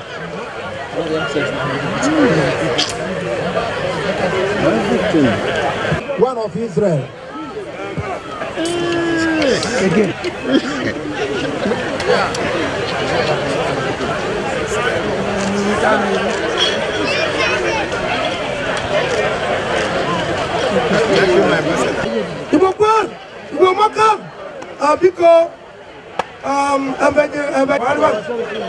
Before we do the UYG, Chris Akwewebe, like I said again, we got the nigga Chris Akwewebe, Imo State. All of our brothers and sisters from the Delta, We want to thank you people. Prayer group, Kendibo community, if you are here, if you are ready, come and do the performance.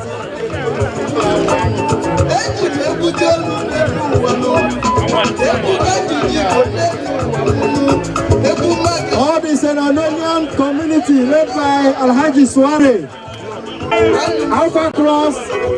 Alpha Cross, if you are ready, please. There's no time because we want to round up. Please. We have a lot of things to do. If Alpha Cross is fine, thank you so much for coming.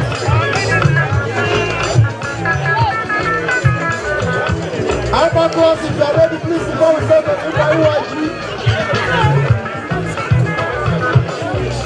I hope you people are ready before the women will come and show us their wonderful performance.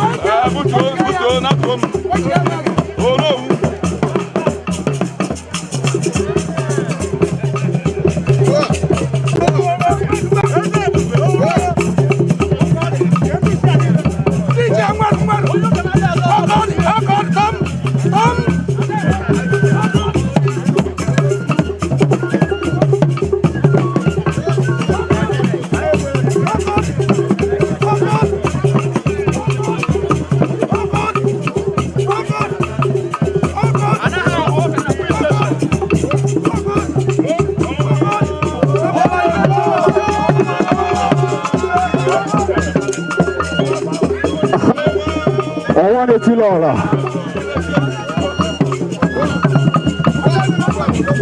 Otu ẹ̀kọ́ dị. Onye ụbịara anaghị azọ ọhụụ ọkachie. Ana m anụ na nche eti lọ́la. Gidigidi bụ. Anaghị ahụ ọkụ na free station. Otu ẹ̀kọ́ dị. Ọnwa na-eti lọ́la. Nwanne dị n'afọ one n'Israel. Ana m ekenye m. Otu ẹ̀kọ́ dị. Let us see.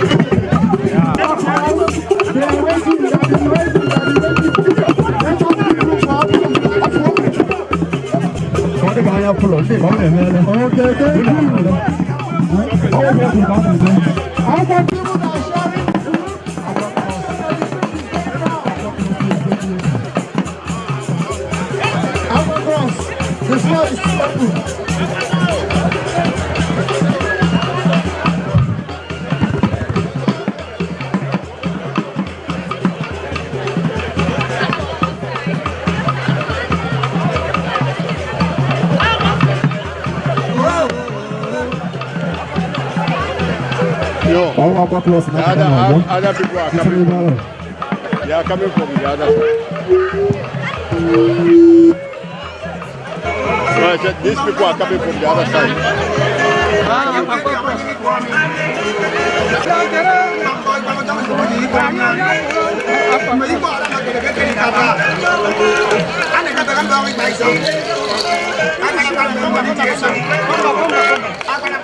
This is Santa Claus.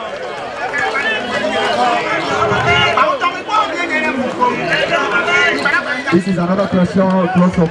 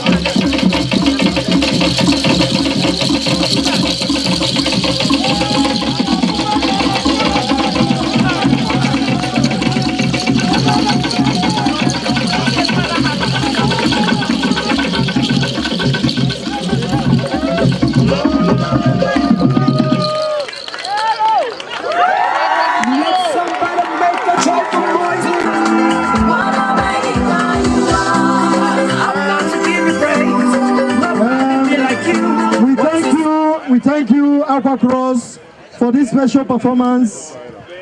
Thank you. We are brothers, we are sisters, for coming to honor this occasion.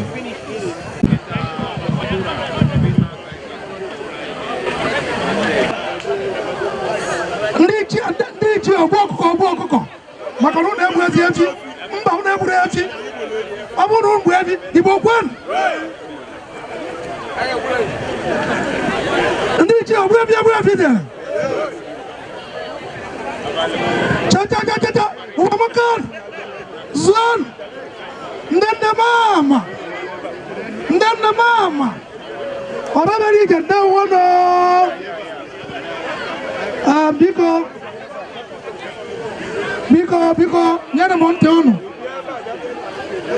Nyere monte onu biko. Ntiri na ndo. And ndo na nti biko. Anmayo nze Eugene Wundo. Ozuoma onwa ndi Igbo. Nwanne dị na mma, Dr. Leo. Dr. Leo. Coming nwanne dị na mma nke ndị Igbo. Prince Dr. Michael Ezenwa, I want to tell you one, Gandibo. And this is Eugene Wundo, Ozuoma Gandibo. And my son Pota, Kawajia. When I was in Dichia, Pota Naga Wajia. Dichia Pota people upon Pulita Kawaji. Okay. What about Chief Peter Buka? The Omenife. Oyija, Potakawaja.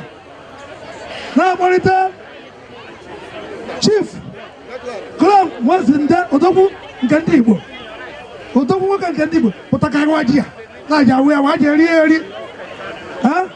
The job for this city. The representative. Oh no,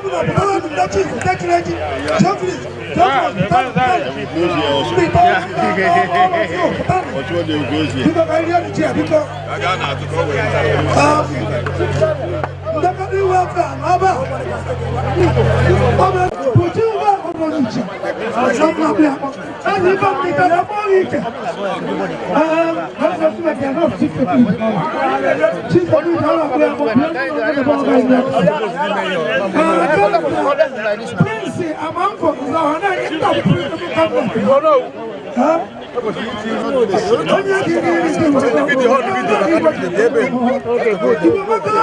What do you got with that? Yeah, go about down the line.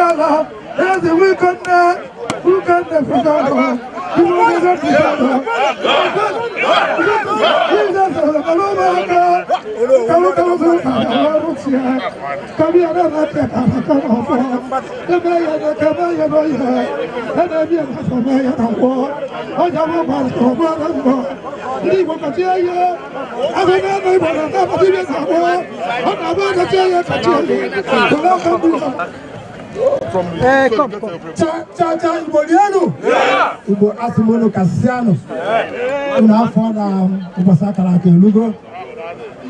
Efune ka nchọrọ ikwu. When the children and others. Ekwena ka onye ọbụla malụta nwere this way. Ekwena ka onye ọbụla malụta nwere. Don't you ever let anybody take away your happiness from you. Everybody wants to be. Because happiness is a choice. Choose to be happy. We choose to be happy. The Igbo community in Israel on this day chose to be happy. Yes. Nobody, I repeat, nobody can take away our happiness from us. onye pụrụ ịnara anyị aṅụrị anyị maka na anyị kpebiri na anyị ga-enwe aṅụrị tata a na-akpọ n'Igbo bụ Igbo mụra ndị jọkọ n'isi ndị ichie m kpọrọ Igbo bụ Igbo wee sị na tata mpụta ịbụọ nke ndị ọkala m na-enwa ji maka na No, we don't have a choice. We have to stay. ihe anyị na-eme ebe a tata dị n'akwụkwọ nsọ maka na ego the book of Leviticus ego from chapter 21 23 ifu ebe onye nwe anyị gwara ụmụ Israel na unu ga-ewere mkpụrụ nke kasị mkpụrụ maka ndị na-atụ unu kata wee were Chineke onyinye mgbe ndị nna nna anyị ha bidoro njem ha malitere n'obodo a ka ha na-aga njem a ọ bụrụ unu gbakọọ ihe ọ bụ n'isi ebe anyị nọkịta wee ruo n'ala Igbo o tere nnukwu aka ọ na ya bụ njem ka ha pụtara wee fụ ihe dị n'ihu m kịta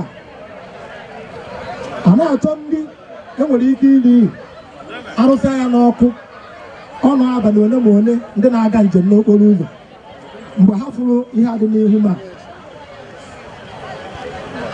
ha na-aga onye nwe ihe a na-akpọ ji maka ji na-enwe akọrịkọ ji o wee too mmadụ n'ụkwụ o wee daa ha ji ọgụgụ kopụrụ ihe ha esorozie ya wee gwube isi wee gwupụta ihe a ha egwupụtazie ji ya ihe a negide ha hụọ ya n'ọkụ rie ya esirie ya ha wee fụ ma ọ na-abalị ofu na abalị n'abalị atọ na ọ naghị emebi ha wee sị na ọnụ ya ka iji n'aka ebe a ka ihe a na-akpọ ji si wee pụta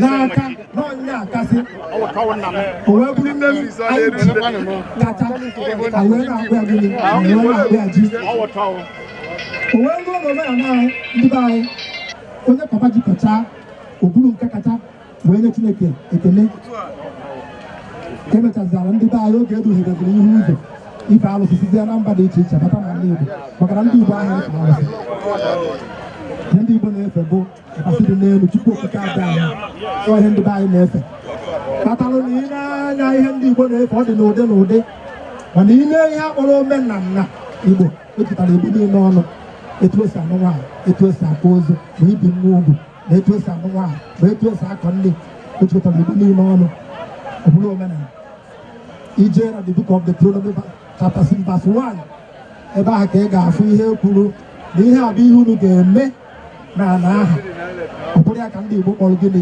omenala ihe a na ndị Igbo na ya ejegide wee chetakwa n'ala ebe ndị nna nna ha si wee kune anyị wee burukwa ihe aha dobere ndị nna nna ha ndụ ebe ahụ ihe aha ji ya ka anyị wepụtara ebe ahụ wee sị ka eme ka si eme na Igbo ihe dị n'ihu mbụ ji wee na-eme ka nwa arịa unu si nwa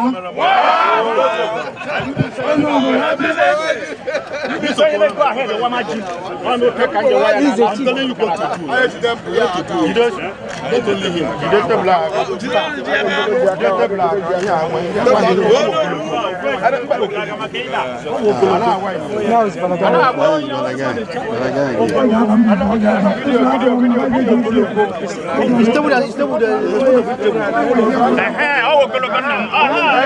You gotta go. You gotta go. Because I know my woman and land. Igbo, unu si ngwa? Unu si ngwa ya na-eke? Gbanwe kwanu mo.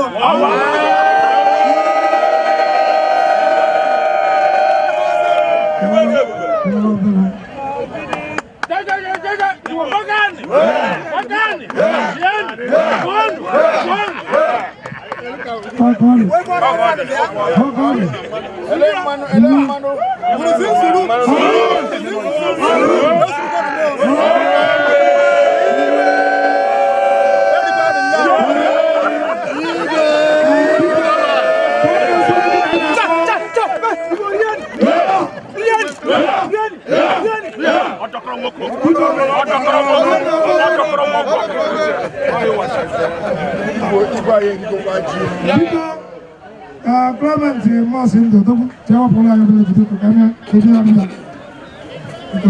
just biko ka eme ka esi eme a na-enwe onye isi anyị biko gbara anyị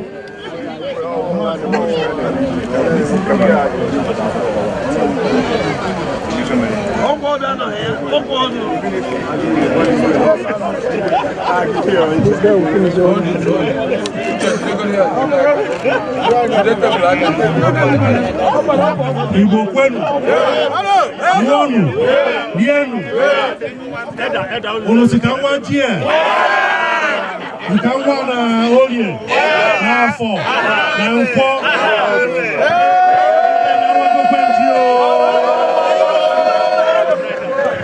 Biko a na-akpọzi MC bụ coordinator ka ọ bịa adụrụ ya etu esi ekwu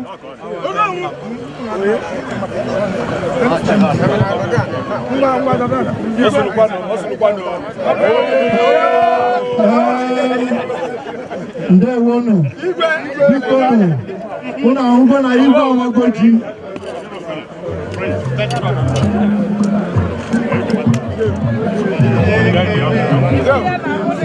before m ga-akpọwa obodo ọbụla n'isi aga m akpọ Dr. Leon Horovis nwanne dị na mba ka ọ bịa suru ji maka na ọ mabeghị anya ya mbụ ka o were ihe abụrụ izizi ya Dr. Leon Horovis biko ka awakarị ya ji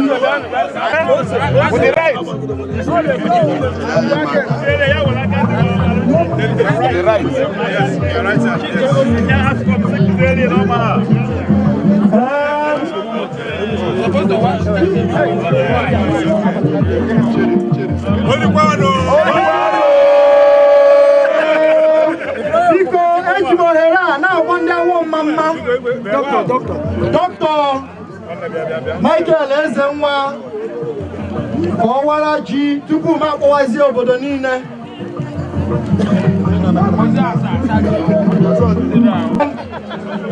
Comrade Castro Nkume onye nkụ jiri $150 wara anyị ji a na-akwụkwọ aka ebe a ka a ghara igbu oge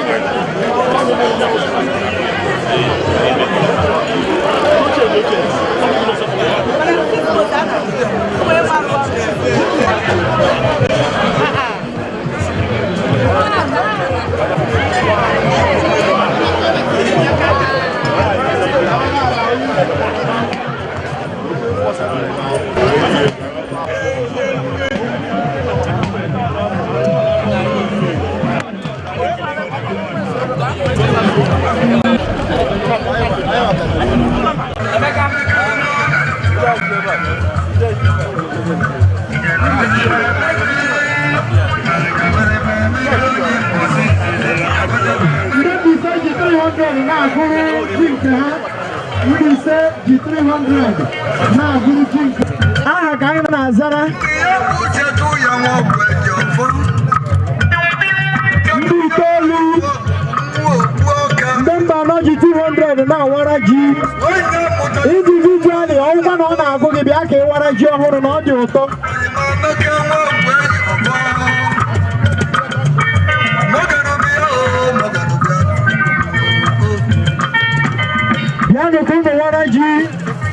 individually is allowed.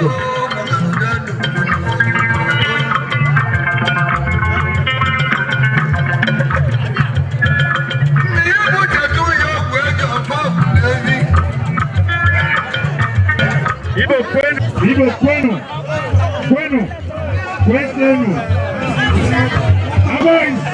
Join hands, cutting whatever you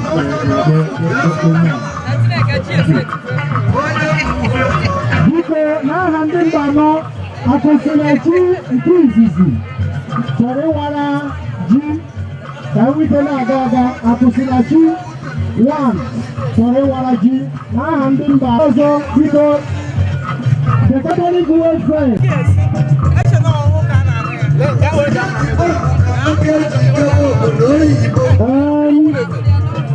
ndị itoolu chọrọ ịwara ji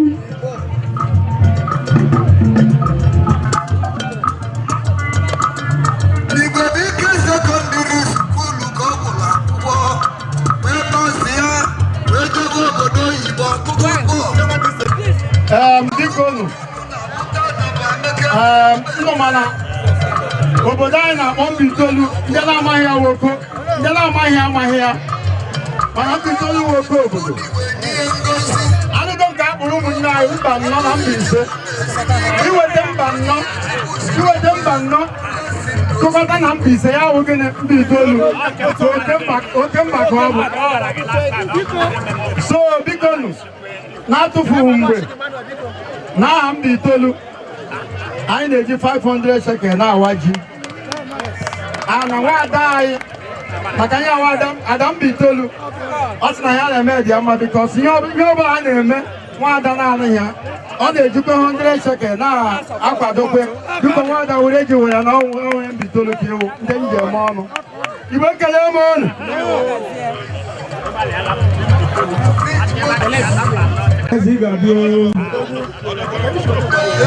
On behalf of the Nigeria Catholic Welfare, I need 200 shekels.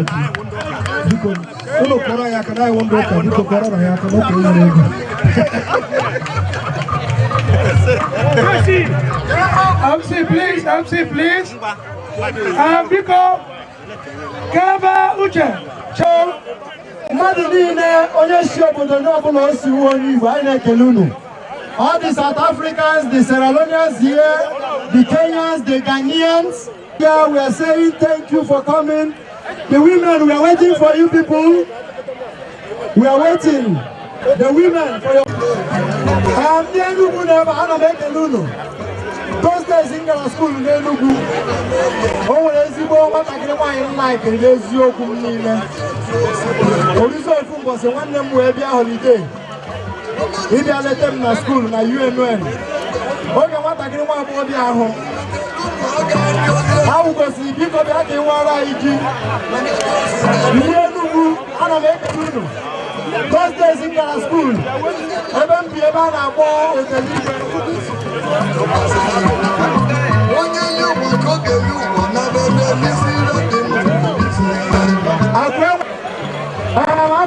akọrọ unu those days oge m gara skuulu n'Enugu ebi n'ebe a na-akpọ Odenigwe o wee bụrụ na otu nwa agbọghọ bịara those days nwanne m nwaanyị wee bịa holidays ama m na ibu ewele nke nwaanyị wee kpọọ ya aha m na-etu ya bụ Chiki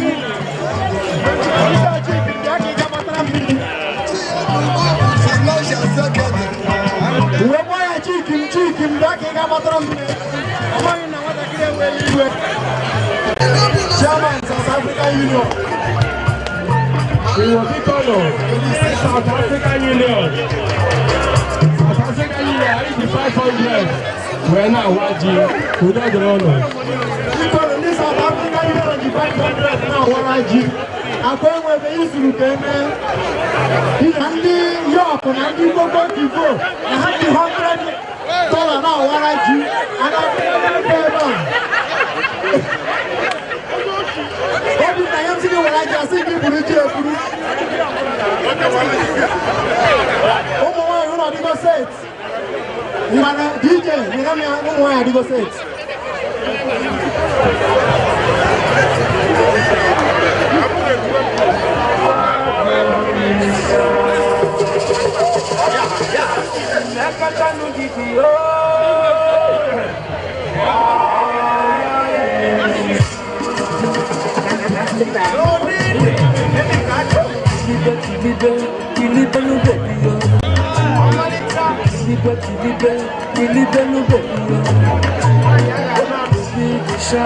From head to toe, cat, crystal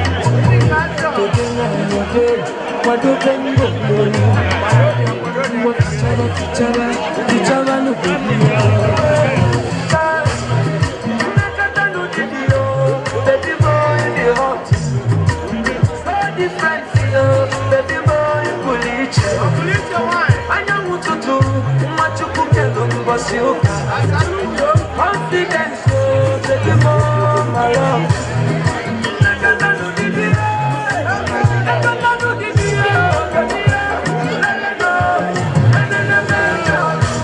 Oya putabanu, iyewe jekwe nare.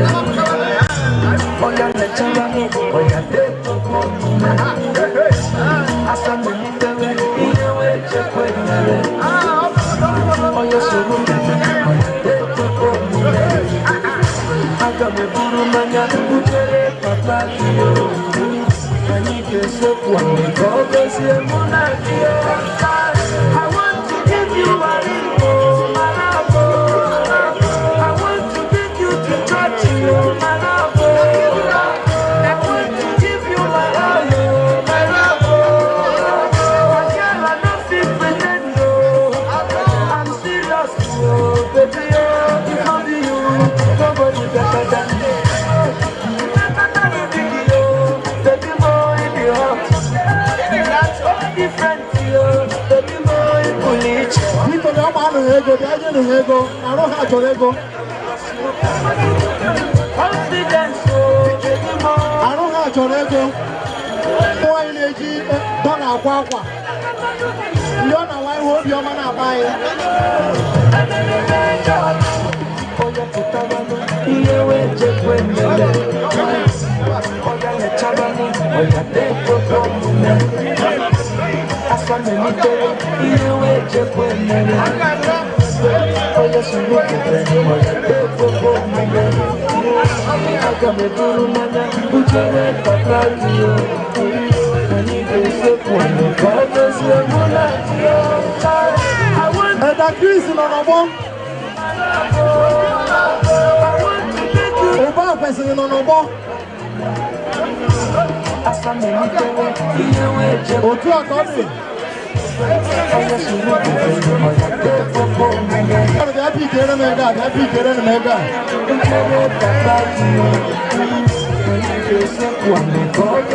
Ní àwọn ọmọ wa yìí lẹ́pọ̀ ẹ bá nọ. Ọmọ ní ma ha na ebe ọmọ wa yìí anọ. Anaghị wa I'm sorry.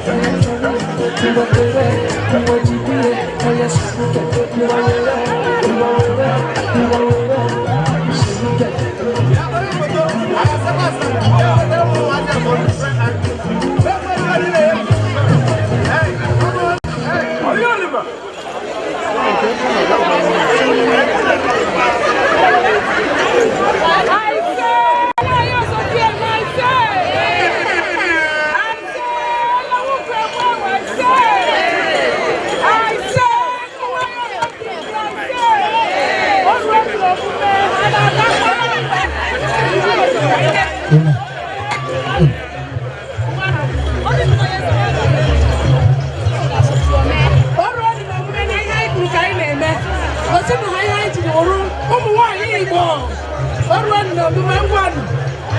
DJ Kenya Haicho.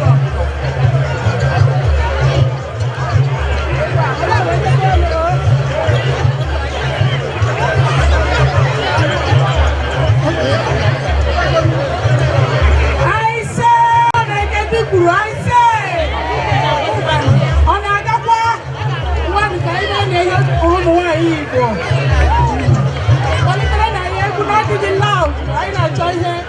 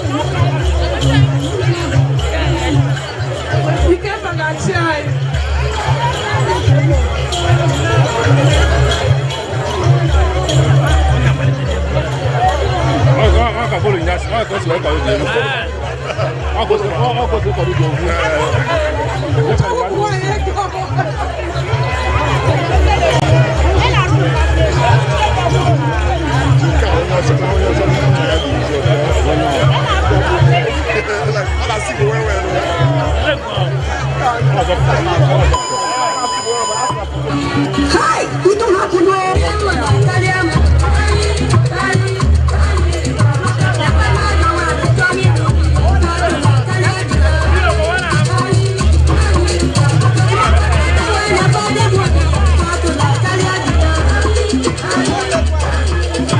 Makanaka wani, buja,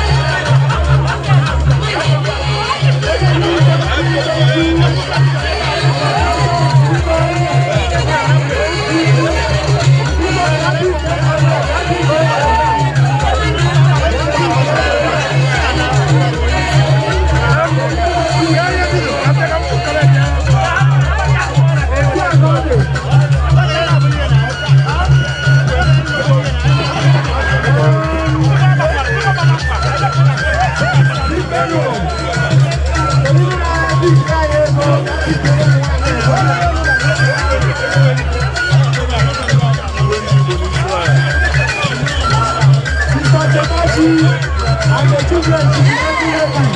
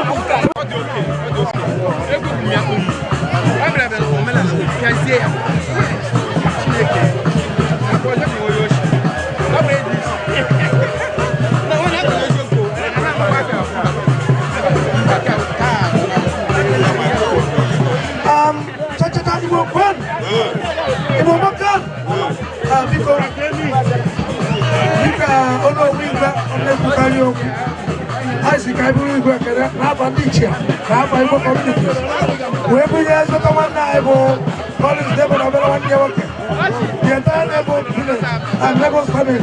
I know some now. Ebo so what you got check, but Lagos have a children not for anyone. Have a piece of problem.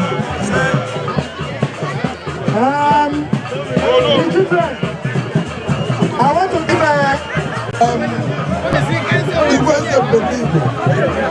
and other seekers. I am Sir Austin Obiora Ibesi. I serve the people of Biafra as the national coordinator of Biafra in the state of Israel. We are many here. I and our members are many, but we came in peace. We came in solidarity of the Iridi Festival, which has been an age-long tradition of the Igbos, plus the Ofala Festival of the Iridi Temple in Israel. I didn't go to the recipe because these are people are friends. So let me go into our local areas. There are two few things I want to point out to our people, Igbo people of Biafra.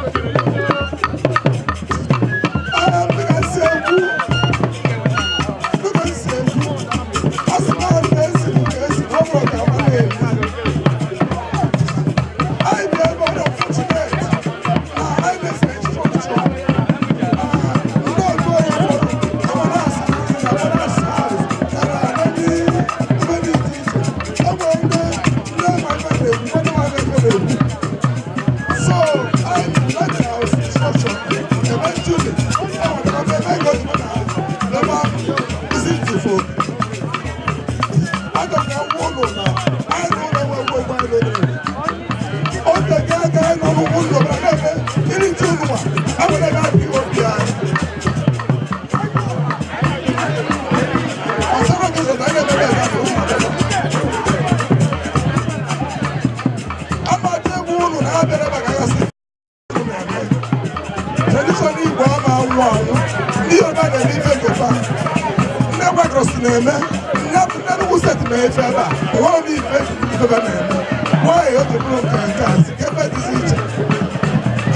That was the logic.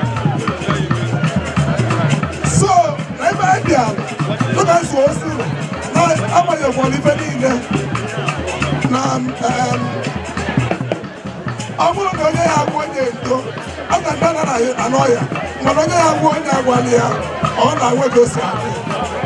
ask guys to follow the moonlight.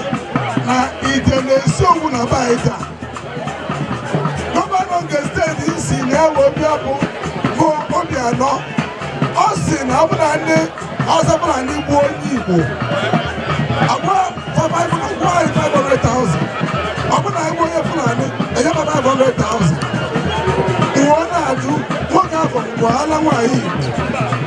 What happened when Israel will give away? One of Sunday, tell me what you're looking for. Israel is no.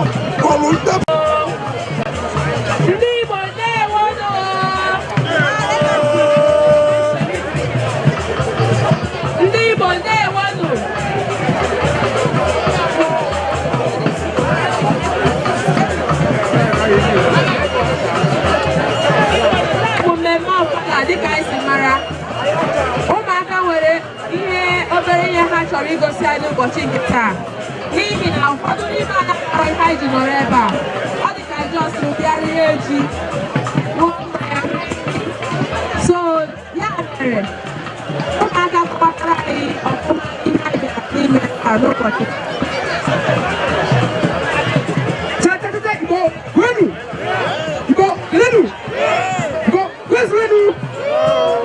afọ ụmụ kedu Kelechi ọrịa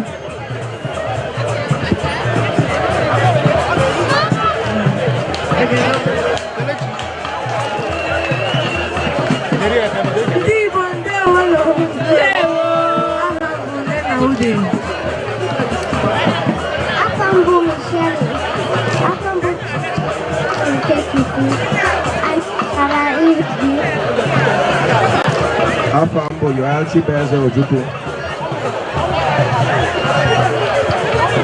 Afambo Chineye Ohanaye.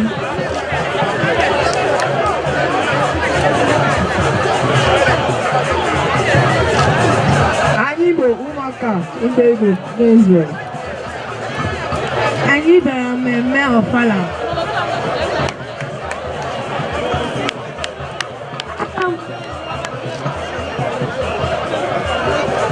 Anyị bịara iri ji.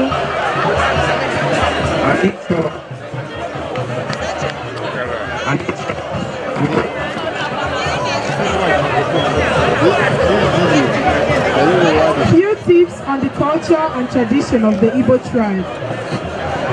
As human faces differ, so as culture and tradition of every ethnic group. My name is Miss Chineye Ohanaye.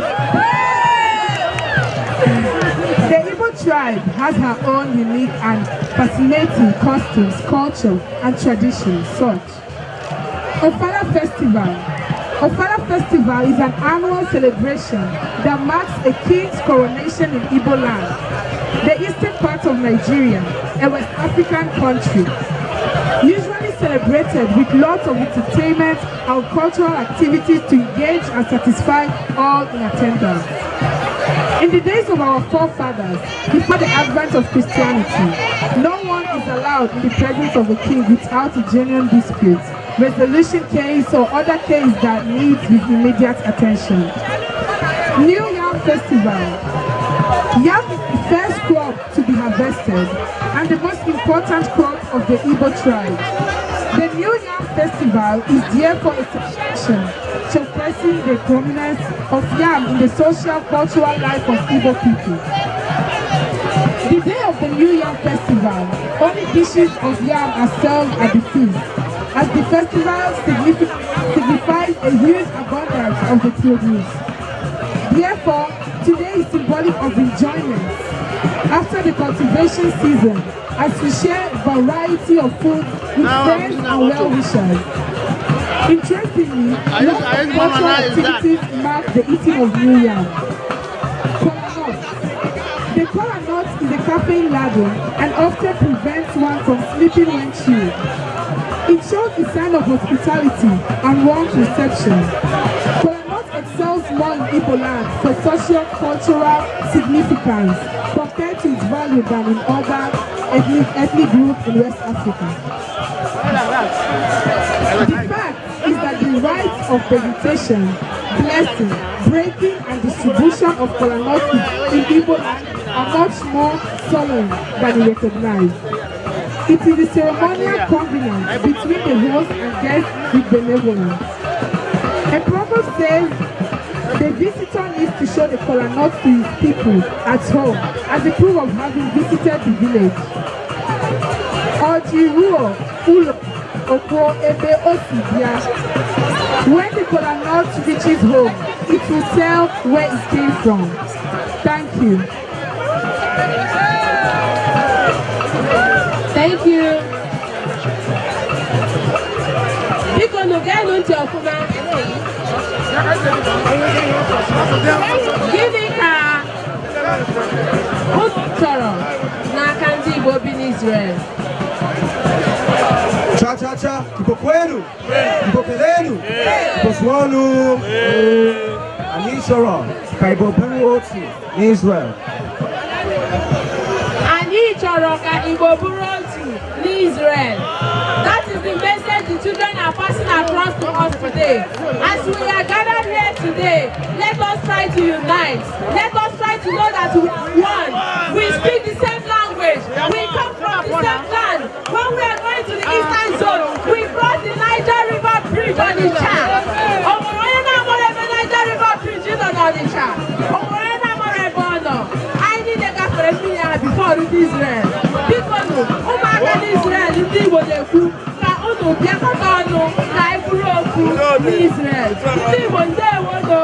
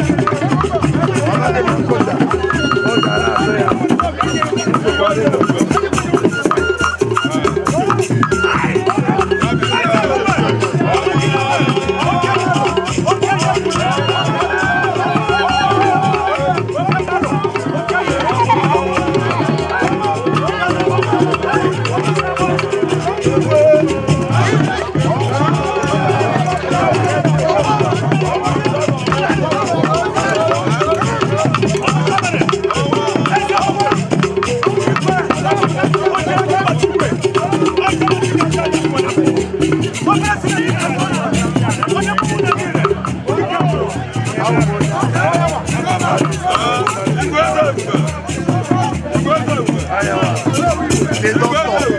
All around Asuta. He's working in Asuta. They are medical.